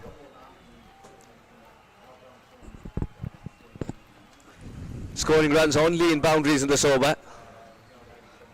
Will he save a single for the last ball though? There are 2 deliveries left. Back of the hand is taken. This is an incredible catch. It had to stick. Back of the hand from Satish, then front of the hand while collecting it. That's enough. Oh, Javed looking to go down the ground. That was an off-pace ball. It was right in the slot. It was hit like a tracer bullet. He sticks his hand out, Satish, and it's stuck, and that's the end of Javed. 29 off 17, and that's, so far for me, that's the catch of the tournament. What a catch. 82 for 3. Let's look at it. It had to stick under pressure. He'd already gone for 14, and Javed had picked the slower delivery as well. Let's have a look at that 4-4.6 wicket. That was a leg spin action, his version of the slower delivery, and that's a big moment for the Sydney Mavericks. No wonder they were pumped after that wicket.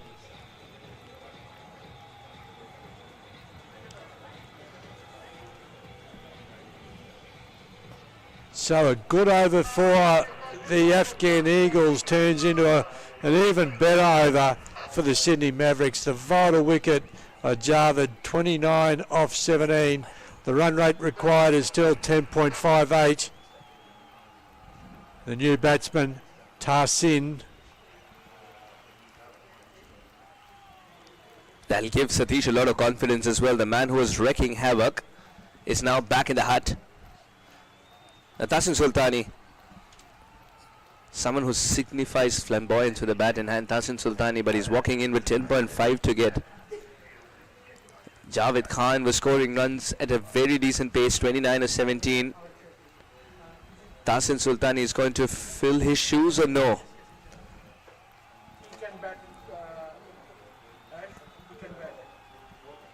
So we've got our impact player too, Suresh.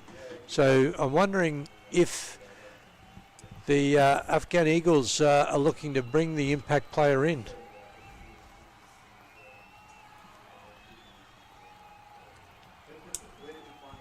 They can. Umpire Ashley. What do you think this chat is about? Umpire Ashley ensuring that Iranga goes through the right channel before bringing that impact player on. Yeah, it has to be at a milestone. So is it probably? So there's one per side, and it has to be at a milestone. So the decision can be made with when a wicket falls. We're just determining now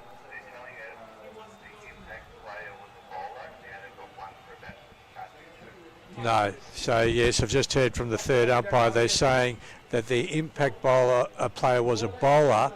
Now, they can't have another impact player, which is a batsman. You can only have one impact player. So that's the discussion that's taking place in the middle of the oval. It's actually Henny sitting right next to the third umpire because we get to hear exactly what's going on, Suresh. You look at it from his point of view, it's the worst to be sitting alongside a commentator. That's right. He cannot get excited, remember? That's right, he can't, yes.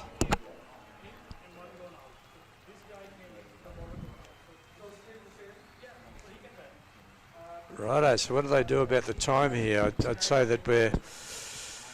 Remember, it's a double header every single day, and today the sun hasn't been kind enough to come out. And we've got the lights are actually switched on, trying to lift the gloom. But we're still playing cricket, which is great. So true. It's been a windy day throughout. See our last wicket there. Javed Khan caught and bowled. Suresh, 29 off 17.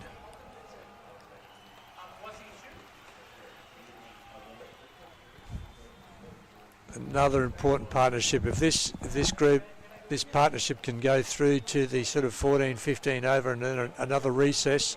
At the same time, the Sydney Mavericks, after 15 overs, were 3 for 146. They got the runs because of Ronnie. Yeah, because of Ronnie. So they need to go at approximately 12 and over to get to on par with the Sydney Mavericks. So this next 5 overs are vital in terms of keeping pace or even close to that, because the Mavericks for the last 5 overs only went for 6 and over, which it's almost like the innings had been flipped around. We usually gain momentum at the end of it. They were actually gaining momentum at the beginning. That is so true, because the bowling was excellent towards the end. That was. too. Yeah, and took wickets, bowled to a plan, got through his overs very quickly, and really made the difference to restricting the Sydney Mavericks to well less than 200 as it turned out. So the third umpire's now gone out there. So just probably need to check with him when he gets back in what the discussion is and what's happening. I think it's about the eligibility of a player. Okay, a law check around an impact player. Dan's going to go and have a listen in and see if he can find out what's actually happening there. Lachlan's been excellent so far. Lot of things to do yet for him. Lot to look forward to. Suresh, what team do you follow over in India? What cricket team is your closest to where you live, or your team in India? In India? Yeah. In India, there's club cricket, of course, from where I come from, Delhi, and I've been following the Sonnet Club for a while. Right. Having said that, in India, IPL is big. Yeah. So you tend to pick a franchise and stay loyal to it. And who have you picked? Growing up, I picked Chennai Super Kings, but more commentary, when you do more commentary, then you tend to sit on the fence and analyze the game as a commentator and not take sides. Yeah. Pardon my ignorance on this, but have you done IPL? Commentary? Well, let's just say yet to. You will. As far as commentary is concerned. You will. You are, Suresh, please, I don't want to embarrass you, but you're a star on the rise. I love your work and the way you go about things. It's really, I still learn from you, and it's terrific.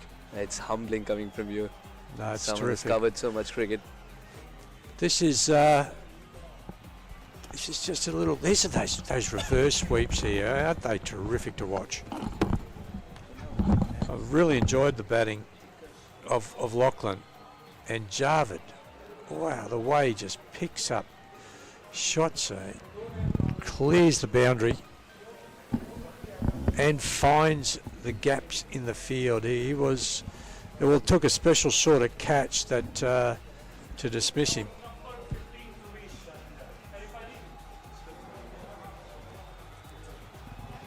So we've got a slight delay here at the Casey Fields in Melbourne. Opportunity to thank some of the sponsors of this tournament, this competition. Of course, we've got Landmark Investments Australia, leading property investment company. Landmark Investments Australia has been assisting Australians with property investment for over 27 years, offering services from strategy development to property selection. We've got a co-presenter in Gainwright Accountants. We thank the Victorian State Government for their backing of this competition, and platinum sponsor Sunrise Adelaide Transport. Thank the Peach Institute and Building Construction Training Australia, BCTA. Limca Sports, their hydration drink, and Oppo. Shop the latest smartphones, wearables, audio tablets and Android smartphone accessories through Oppo. Now, it looks like we're getting close to a resumption. That's it. Oh, yeah, yeah. Oppo. They've come up with amazing smartphones, especially with brilliant cameras. If you're into selfies, Grant, are you into selfies? No, not when you look like this. Suresh. No, you've got a good-looking bloke like you. Oppo does make you look even better. They've got magic well, camera. I'll buy plenty of it then. That's what I need. So, end of the over. 11 Satish. 82 for 3. Satish, who went for 14, came back with a wicket. Teaches you something about life, doesn't it, cricket? Oh, it's a great leveler. I know that. Just when you think it's a little bit like golf. Do you guys play golf over in India, Will? Like golf? I love golf. Yeah. But it's just that hitting a stationary ball versus hitting a moving ball. All right, here's Dan. I'm going to stand over to Dan. He's found out. He's been a sleuth to find out what was going on. 11 gone, 82 for 3. Dan, what's going on? Well, I can tell you, Suhas, is that it is the rules of the game, but it is a bit pedantic because the player who was meant to come in at the fall of the third wicket, Sultani, had been off for 11 overs because he was injured. He couldn't come back until the 11th over, and we weren't quite in the 11th over. So they had to send another batter in.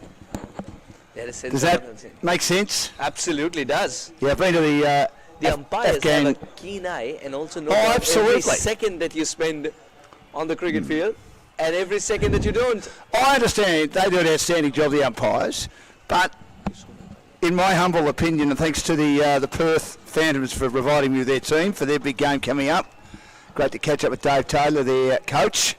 If it's one ball, does it matter? Hey? It does matter, according to the third umpire. Okay, fair enough. There you go. All right, there you go. I suppose laws are laws. Are a bit different to rules are rules. The leniency went out of the window immediately. Yes, correct.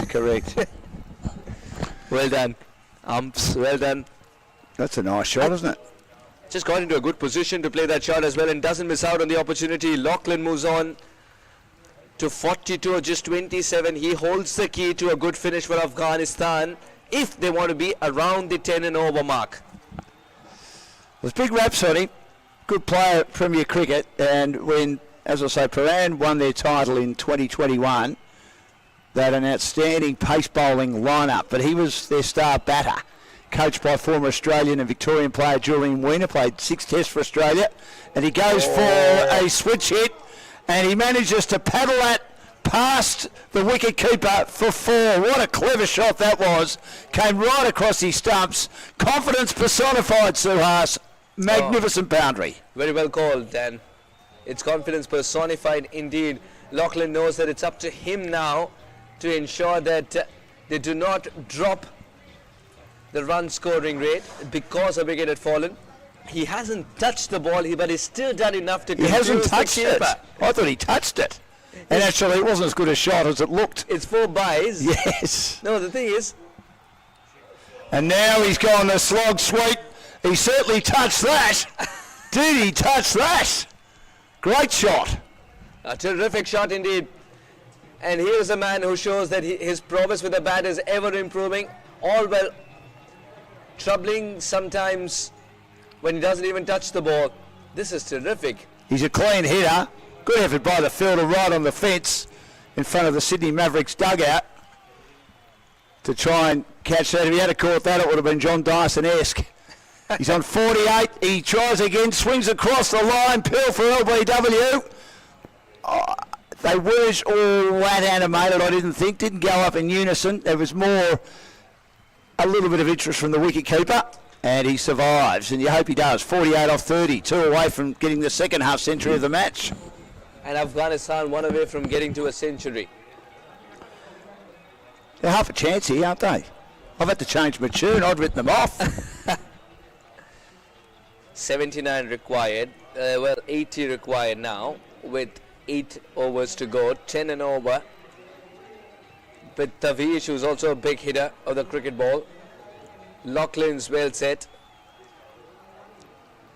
This is going to be an exciting contest. And Sultani's a big hitter who's due in next, who was to come in, but of course was delayed. Yep. Guess who came out with a bottle of water?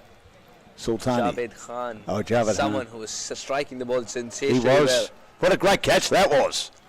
Catches win matches. He's on 48. Sathith is with Bangs, and he's beaten outside the off stump, looking to square drive again. Flirting with danger a bit because you've got that deep point and then you've also got cover inside the circle. He'd want to get it right and pick the gap. Mind you, if he did pick the gap and played along the ground, there is that deep cover patrolling the boundary. 80 or 47. This is going to make for great viewing, especially if this partnership continues for the next 3 overs at least. Oh, good slower delivery from Satish. Very good. It's good captaincy as well to give it to Satish, who went for 14 but came back with a wicket. That would have boosted his confidence, and the captains told him, all right, here's another over, a crucial over. I like That's the cut of interesting. See, 5 bowlers used, no, 5 batters, I beg your pardon, for the Eagles. Imran 6 or 12. After that early wicket, once again, it's Laughlin was provided those good shots. Oh, well, placement, perfection achieved. 50 comes up for Laughlin, and in superb style indeed. This half century is fueling belief that Banks, if he stays there, a chance for the Eagles. Strike rate of 157.6. 16 dots, 10 fours, 1 6. Just a bit short that delivery. And he's a very good puller and hooker. And he saw it nicely behind backward square. A lovely shot. 15 great time as well. Just 33 deliveries, just what the doctor ordered. And Afghanistan, after losing an early wicket, are doing something that Ronnie did as well for his side. Build a partnership, carry the momentum. Satish has gone for runs once again. But is it going to be the template here, Dan? He goes for runs, he picks up a wicket. Is there a wicket loading in the offing, or is it going to be a big hit again? Satish in again.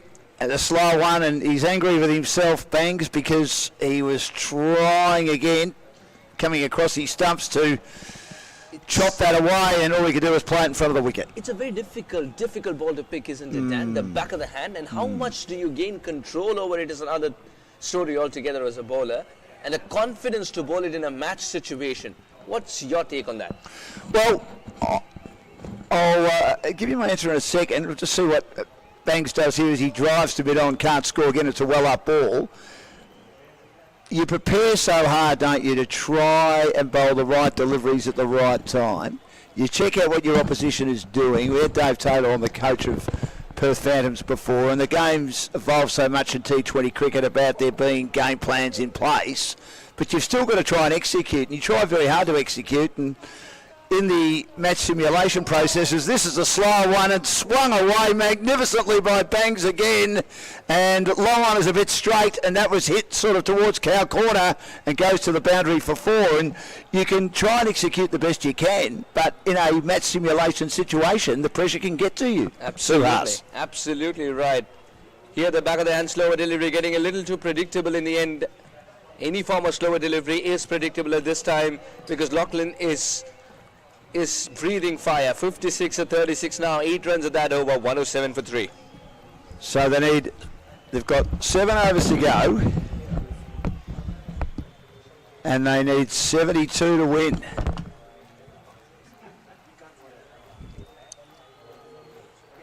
(72 off 42). It's not 2 runs a ball yet. And they've only lost 3 wickets. So I reckon they've done a pretty good job here. There's a new bowler into the attack.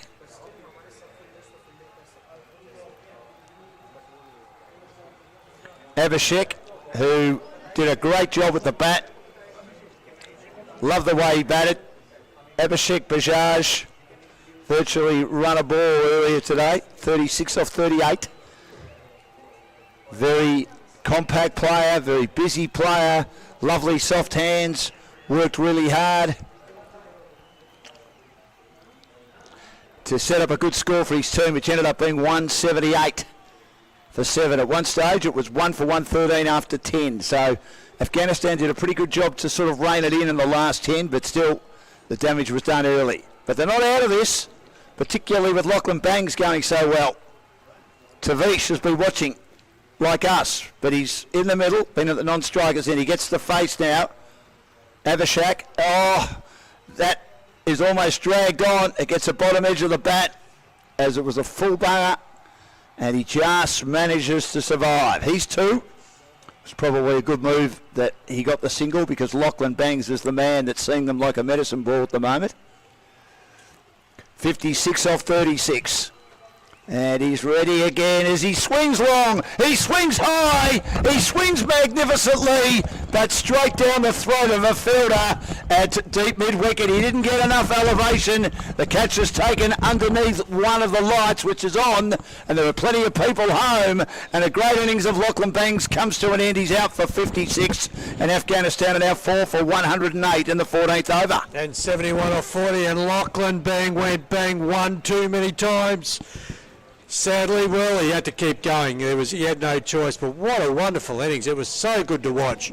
Reverse sweeping, driving down the ground. He had all the shots, square of the wicket, both sides of the wicket, and terrific shot. And it always, he's big chance of being caught on the boundary, given that he just had to go long. He's shaking his head there, but what a terrific innings that was, Dan.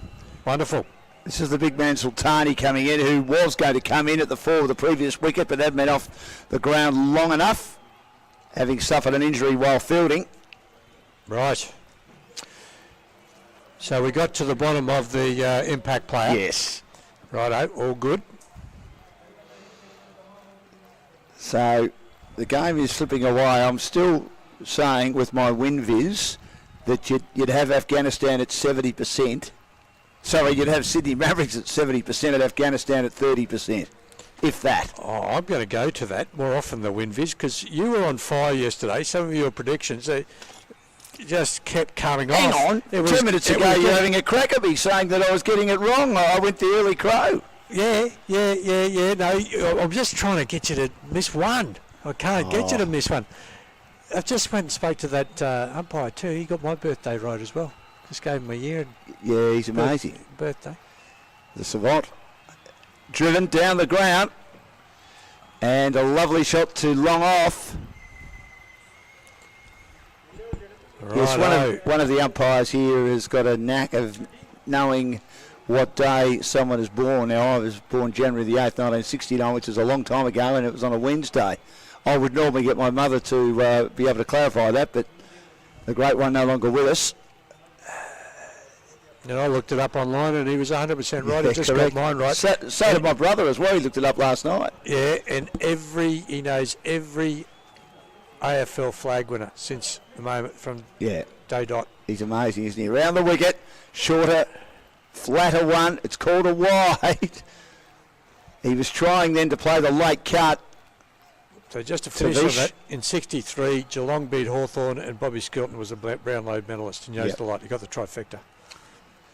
Round the wicket again, gives it air, attempted to swing across the line, and hasn't quite got his timing in, Tavish, and this is certainly helping the Mavericks, because it's been a wide dot.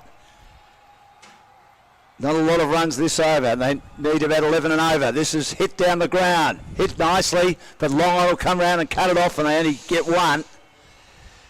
And that's good bowling. He's got to find the pockets and hit the pockets, and we've got 2 new players practically at the wicket, only facing 1 and 6 balls respectively.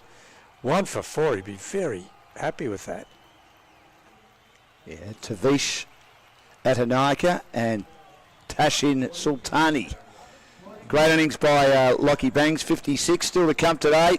The first match for the Perth Phantoms, looking forward to seeing them in action.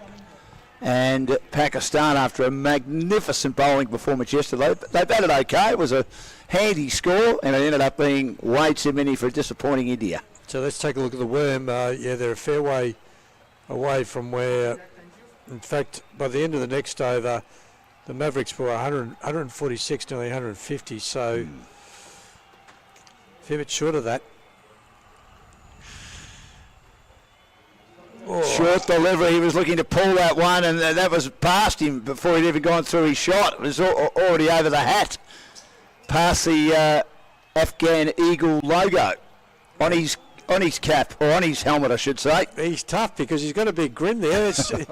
I don't know if that was a look of fear on his face, because that was seriously quick. And took off.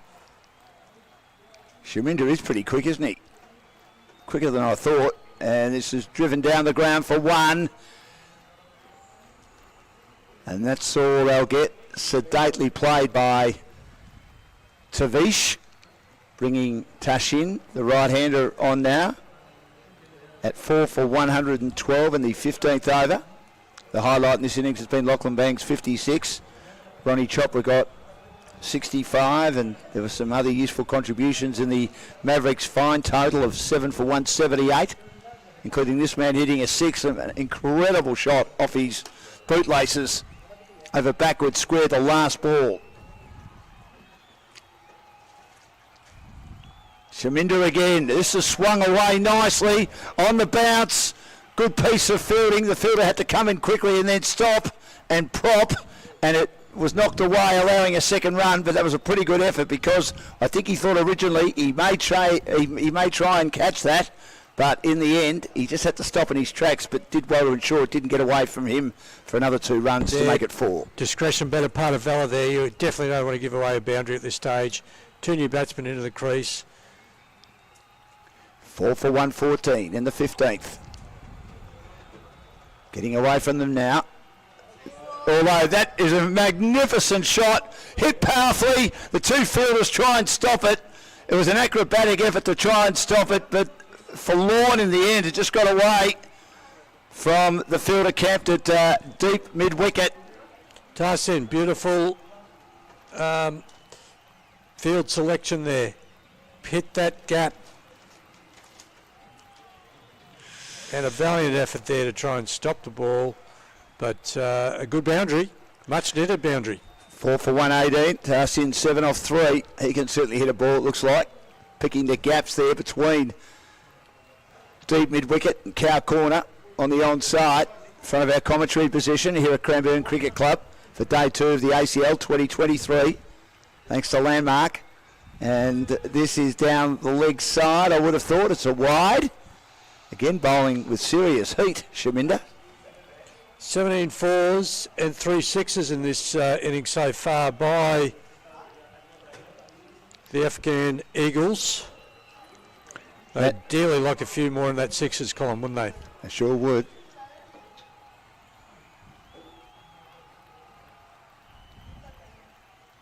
They need 60 from 32 legitimate deliveries. Shaminder. Again, Yorker length ball, shifting in the crease, but getting his bat on it and tucking it away to short fine leg. That was good cricket, great bowling, good batting, good fielding. It had everything. That delivery. So that brings the left-hander back on strike, and he's going to be looking for some gaps here. Maybe deep over cover, deep in at cow corner, and over the wicket keeper's head's always some space. Roy Fredericks, he advances, and he saw him coming, Shaminder, and Tavish wasn't able to whack that out of the ground. Tried to do a Matthew Hayden, and taken cleanly by the wicketkeeper, so a dot ball to finish off. Good heady bowling. So after 15 overs, Afghanistan chasing 179, a 4 for 120. And at the same time, the Sydney Mavericks were 3 for 146, so they're 26 runs behind. But as we've said, the last 5 overs weren't as kind to the Mavericks. So with wickets in hand, if they can have 1 or 2 very big overs here, they're right in it still, the Afghan Eagles. Start of a new over, and attempted swing and a miss by Tavish. And Evershek got a bit excited then.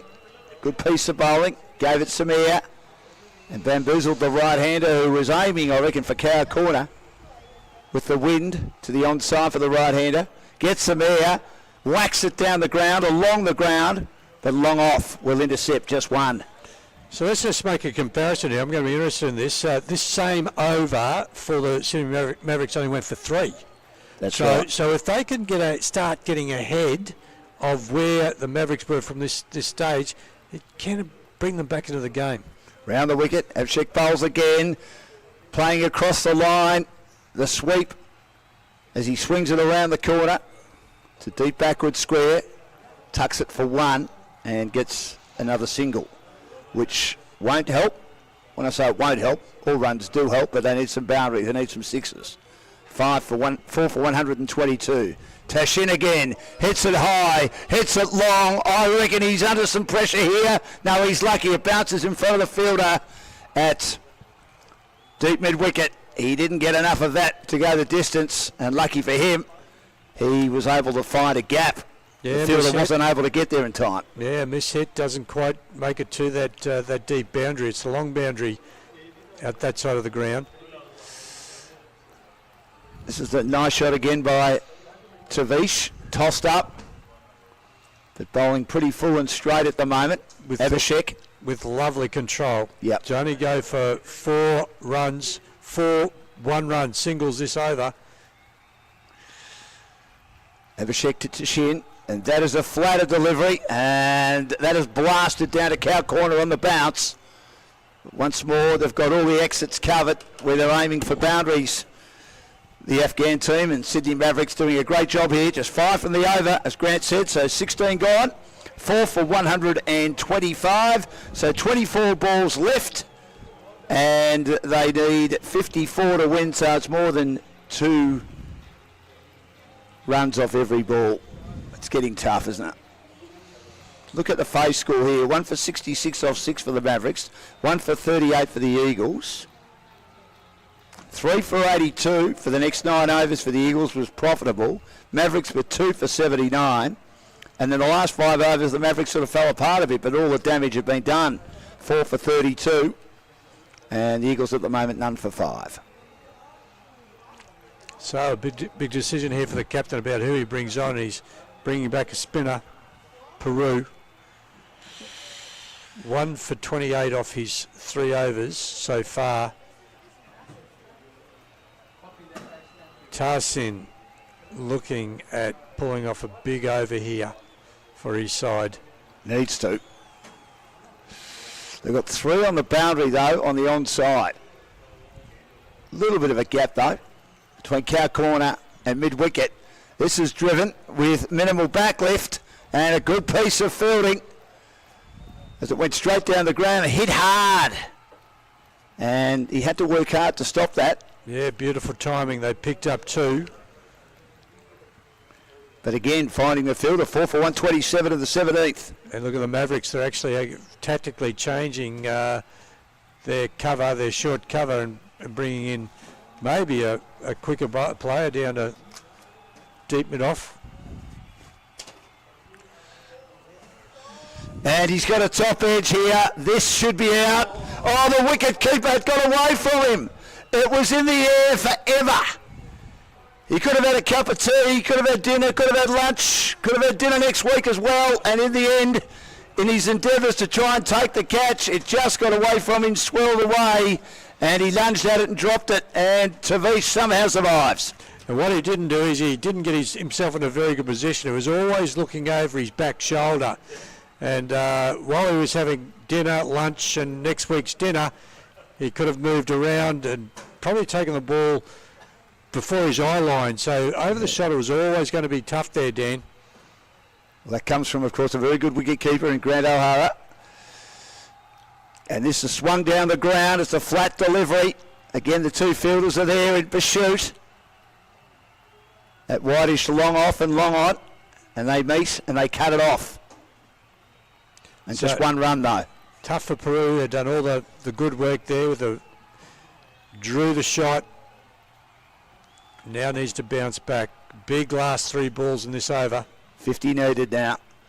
And a good piece of bowling. He kept his back foot anchored. It wasn't taken cleanly by the wicket-keeper. He was looking to swing that down the ground, had the head in the air and missed it. If he had got onto it, I reckon it sails over the head of the fielder who's in that straight hit position down the ground. Tempted very, very slow one from the spinner, and he just lost his way. It's a wide. Having a look at the replay here, Dan. Keeper, see he just went over his back shoulder. He's looking up. That's difficult. Well, this time he swung and swung high and swung long and almost made its way into the big fella, Chris Lambchops, in the canteen there for 6. That's coming back with a little bit of sauce on it because Huge shot. that's gone nearly, I think, into the canteen. Good hit. Yes, the president of the Cranbourne Cricket Club. He finally got onto that, didn't he? Didn't get onto the one early when he hit it straight in the air and got dropped. Tashin is he the president? Tashin. No. The bloke in the canteen. Chris Lambchops running the club. Oh, I'm sorry. There we go. This time he plays across the line and drags it to mid-wicket. It's been a long day already. Enjoying it, though. Is his name Chris Lambchops? No, Chris Lamb, but his nickname's Chops. 4 for 137. You know what Aussies are like. You have to slow down for me. Yeah. And I'm sorry. Got it now. But so he's Lamb Chops. Got it. Call him Chops. Chops, yep. So looking at the match summary, Ronnie 67 off 38, Ronnie Chopra. Abhishek 36 off 38. Vishesh 31 off 19. And Adam Amin 2 for 11 off 3. Did slow it down in the last few overs of the innings. With the ball for the Afghan Eagles, Imran 2 for 31 and Shinwari Expensive 2 for 40. And the Eagles, Bangs 56 off 37, Lachlan Bangs. Javed an excellent 29 and an enterprising partnership with Lachlan. So 3 overs left and they need 14 and over. Abhishek to continue. Tavish 7, Tashin 20. Tashin the right-hander on strike. He's the man I think needs to have strike. He was dropped in the previous over. It went straight in the air and the wicket-keeper couldn't hang on. Okay, he needs to go the journey first ball. Dangerous jumping out of the crease, but is this what he does? No, he's bowled. He has been bowled. Played across the line. Looking to swing that out of the ground. It was a straight one. Kept a little bit low. It was a bit flatter too. It needed a bit more air for him to be able to elevate that out of the ground, and he completely missed it. Great bowling. He's had a terrific match, Abhishek, with the bat and the ball. That is sensational bowling. He just missed it, and it's 5 for 137. 17 balls remaining. I still need 42 to win. Abhishek could be a player looked at for man of the match. 36 and now 2 for 9. Yeah, look, that was a really good piece of bowling. He had decided he was giving no air, no opportunity for the batter to get underneath the ball. It slid, get the turf, slid along, and a very good piece of bowling. And now that's going to make it very, very difficult. At 5 for 137, still needing 42 off the 17. But Abhishek bowling beautifully from this southern end of the Casey Fields. Advantage, Sydney Mavericks.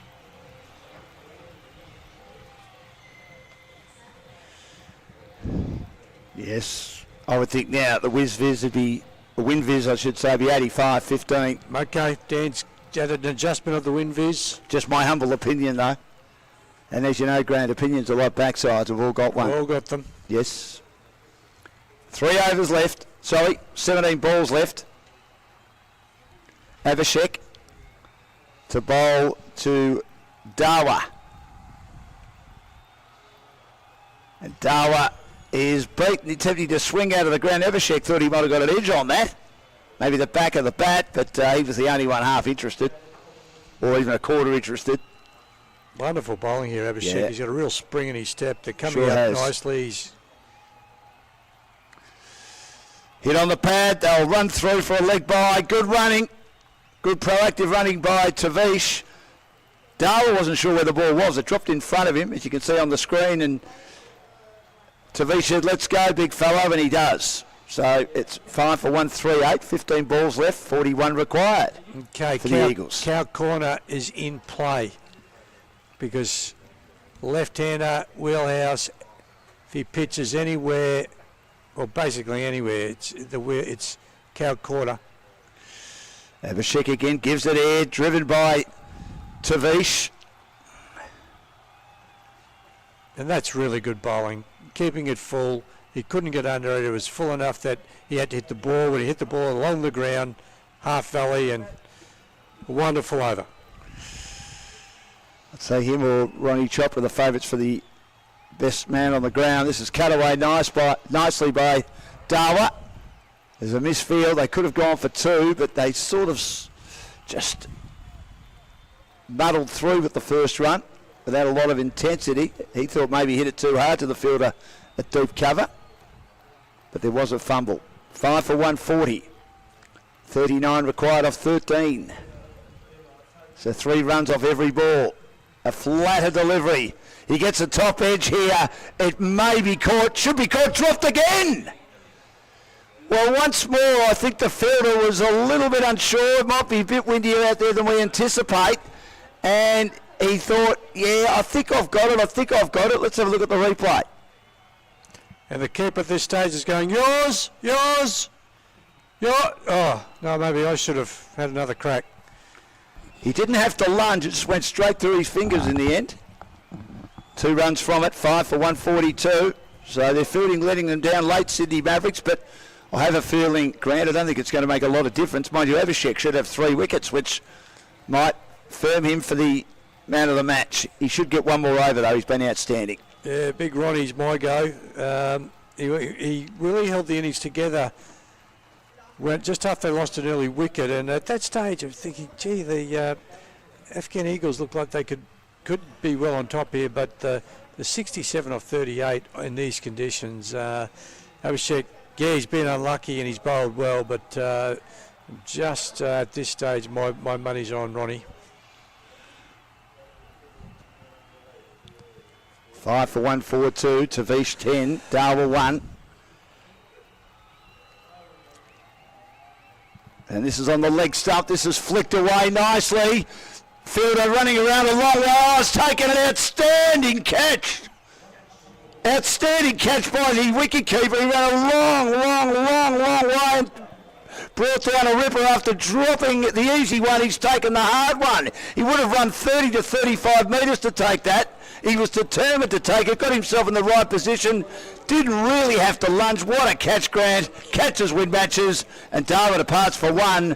It's 6 for 142. And magnificent. And we all breathe a sigh of relief because there's few things more disappointing in cricket than dropping a catch, but if you drop 2, but look at this. He skied the ball in the air and he was straight after it, the keeper. Here he goes. 1 step, 2 step, dive. He does, and he takes a great catch. Really well played, and he's happy. That makes him feel really good. So good effort. And that's just about curtains for the Afghan Eagles. I'll go back and reflect. Of course, they won the toss and they sent the Mavericks in. They wanted to have a look at what the wicket was doing. And the Mavericks, got to say, bowled very well. Dropped a few catches, which they'll want to improve. They want to pick that up. But no, it's been a very good effort by the Mavericks. Outstanding batting performance, 178, the best score I've seen in the ACL. It's the 3rd year of broadcaster, by a fair way too. Not too many teams have got to 150. 150 is a very good score. Perth Phantoms will have their first hit out very shortly against Pakistan Sultans, who had a big win against India last night, outstanding bowling performance. They ripped apart the middle order of India. They lost 6 for 8 to collapse from 1 for 39 to 7 for 47. Shaminda bowls, swinging. Shinwari, he's a big man, Shinwari, and it's just overhauled inside the boundary at deep cover. And he put that big frame behind that and cleared the infield considerably. And gets 3 runs.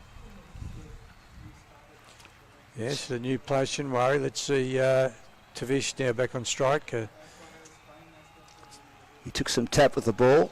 2 for 40. It's another cricket term. Took some tap. Yeah, took some. I'll give you that one. That's definitely a cricket. Pretty exclusive, that one.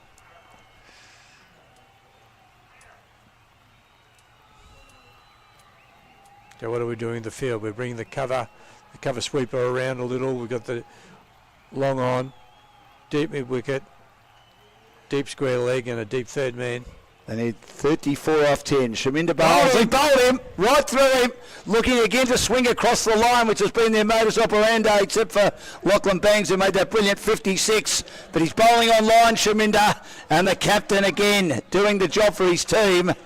And Tavish should be disappointed. Never really got going. He had too much to do in the end. 7 for 145. 34 needed off 9. Going down swinging, and yeah, you want to, because you set yourself a target of obviously winning the game, but then bringing totals 150 to 160 plus, you know you can get those. Not playing at 100%, then you know you're going to get them when it all starts to click. So 9 balls remaining, and it looks like it's going to be a pretty big win to the Sydney Mavericks, who have played very well. I've been very impressed with them. Great energy in the field. Their recovery batting was great. Roddy's innings of 67 off just 38 balls, and the bowling is, they've bowled well. They've bowled with intent. They've stuck to some plans, and it looks like they're going to come away with a win in this game. Mangal ready to face Shaminda with the figures of 2 for 16. 3 balls left. He has a swing and a miss. Again, he was aiming for cow corner on the onside. Again, it was a bit too quick for him. I will say this, Grant. Shaminda has impressed me more and more, and he is quicker than I thought too. Yeah. Where does he play most of his cricket, Dan? Do you know? Yeah, up in Sydney. Yeah. Certainly for the local leagues up there. This is a delivery that Shaminda followed the big fella then, who moved across his stumps towards the leg side, and he managed to just pat it away and run through for 1 run. 7 for 146, 7 balls left, 33 needed. All they need is a miracle. Mike and the Mechanics. Another good song. Got one of our umpires here who just loves his 70s and 80s music. He's just said thank you. He was, of course, in Genesis too, Mike Rutherford. Another attempt to hit out of the ground, another miss through the wicket keeper, who's just taken an outstanding catch. And 19 overs, and another man has done a good job, Shaminda, 2 for 17 off 4, after he finished with a 6, and his team's 7 for 178. They need 32 off the last over. The wind viz for me is 98 to 2. You've left the window open because 6 is a 36. Still possible. Well, we talked about the great Gary Sobers last night, I think, didn't we? We did. We need. He's done it. He's done that, hasn't he? Yeah, Glenn Maxwell will be another one that if he was here and give him a chance, in a mood, he'd be a chance as well. In a mood, yeah, good call. Yeah, good call.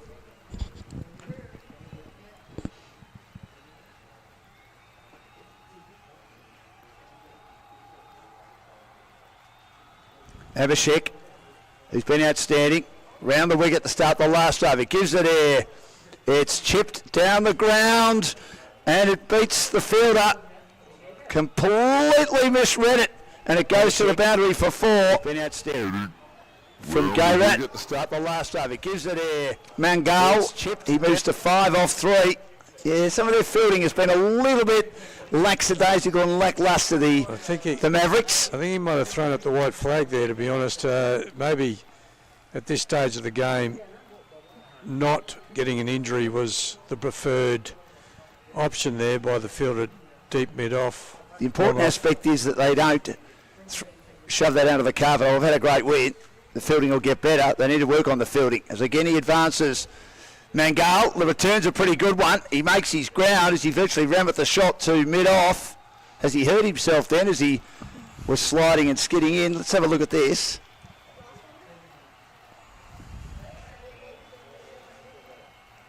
The return was good. Abhishek whipped the bails off and there was almost a bit of a collision between him and Big Mangal, who makes his ground. 7 for 151. They need 27 off 4. And again, a lovely piece of bowling at the back of the hand. And once more, he was trying to whip that out of the ground, Big Shinwari. Yeah, good pick up, Dan. That was a wrong one. Stayed inside the wide line. Flatter delivery. He pushes into the onside. And he looks like he's limping. Manages to get it past the fielder at mid-wicket.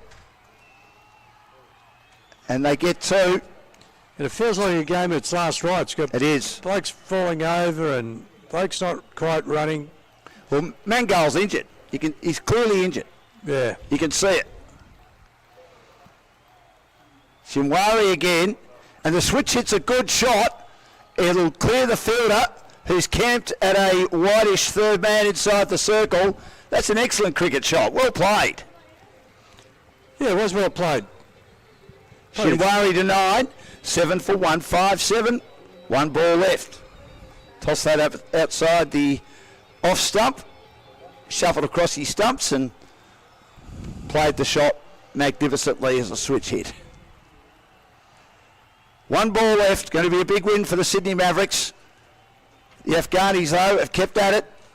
And they're not able to score off the last ball again. Just bowling very full and very straight. It's patted back. Great win for the Sydney Mavericks. They made 7 for 178. Started with 1 for 113 after 10. Ronnie Chopra got 67. Abhishek made 36. And there were other contributions as well.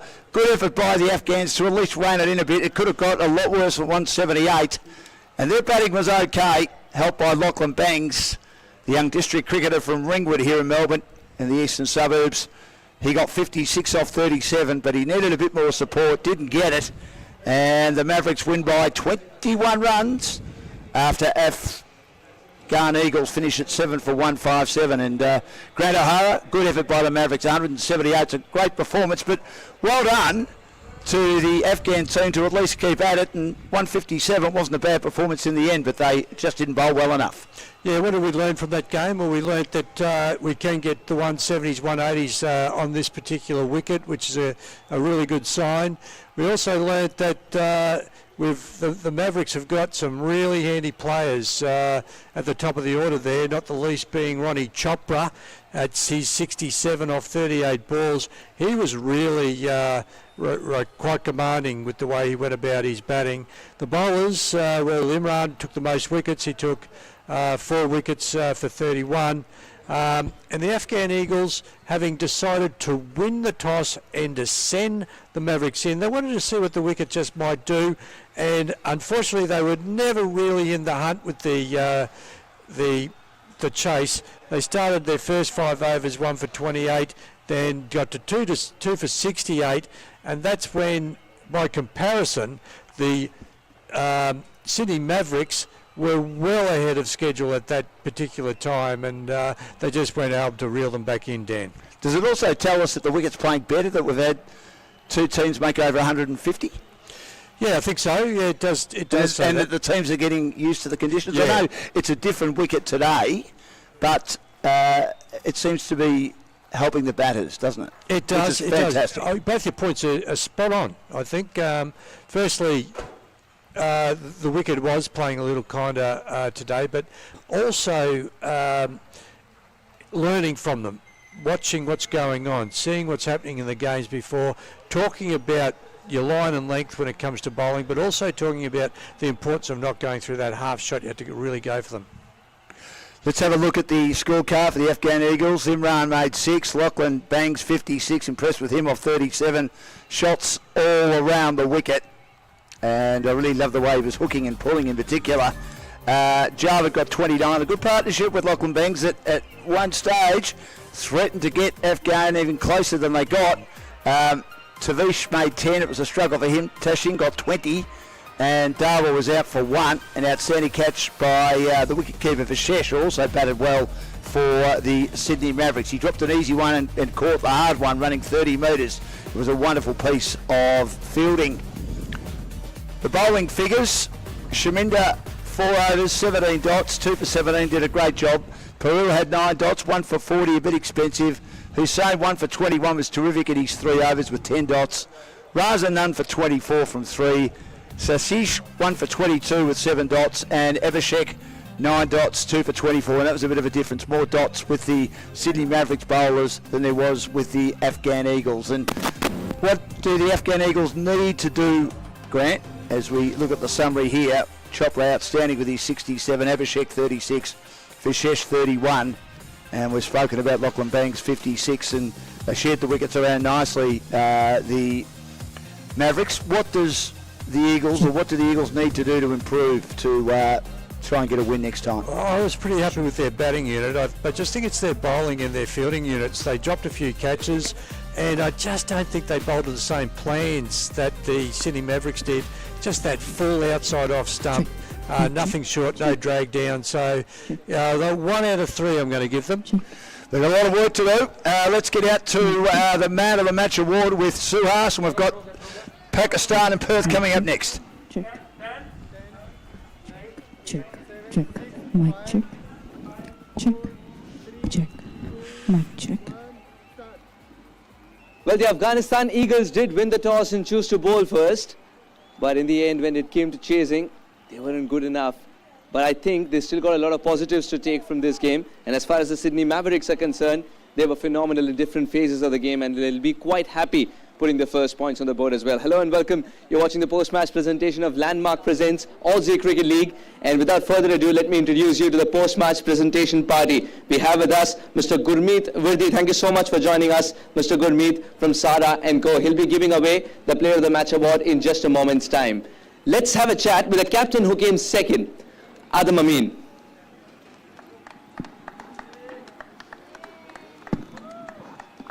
You did have your moments in the game as well. After a terrific start, you clawed yourself back in with the ball in hand. Yeah, we did. I thought the boys bounced back really nicely with the ball, but unfortunately, T20 cricket, one bloke got away from us, so yeah, couldn't do much. Could you have done anything differently in terms of the batting approach as well? Because it wasn't a very daunting target, given that the ball was coming onto the bat nicely. Yeah, I think they bowled quite well at the start. It was hard to get away. We could have got a bit more harder, but that's just cricket, isn't it? As someone who's played the Aussie Cricket League time and again, what do you think about this level as well, ever improving? Yeah, it's always improving. It was a good stand today, so I think It's not much different, reading batsman's style and things. Sometimes we can understand, okay, I'm going to go with this. Yeah, that's it. And finally, a variety of spinners that you got, including Puru. How does it help on a surface of this kind especially? I think all the game around my bowlers and batsmen, especially bowlers, they were really positive mindset with because getting some runs also, they did their job. Yeah, that's the important thing. I think they did really well. Well, positive mindset is the way to go. Congratulations on the first win, Eranga. Thank you very much.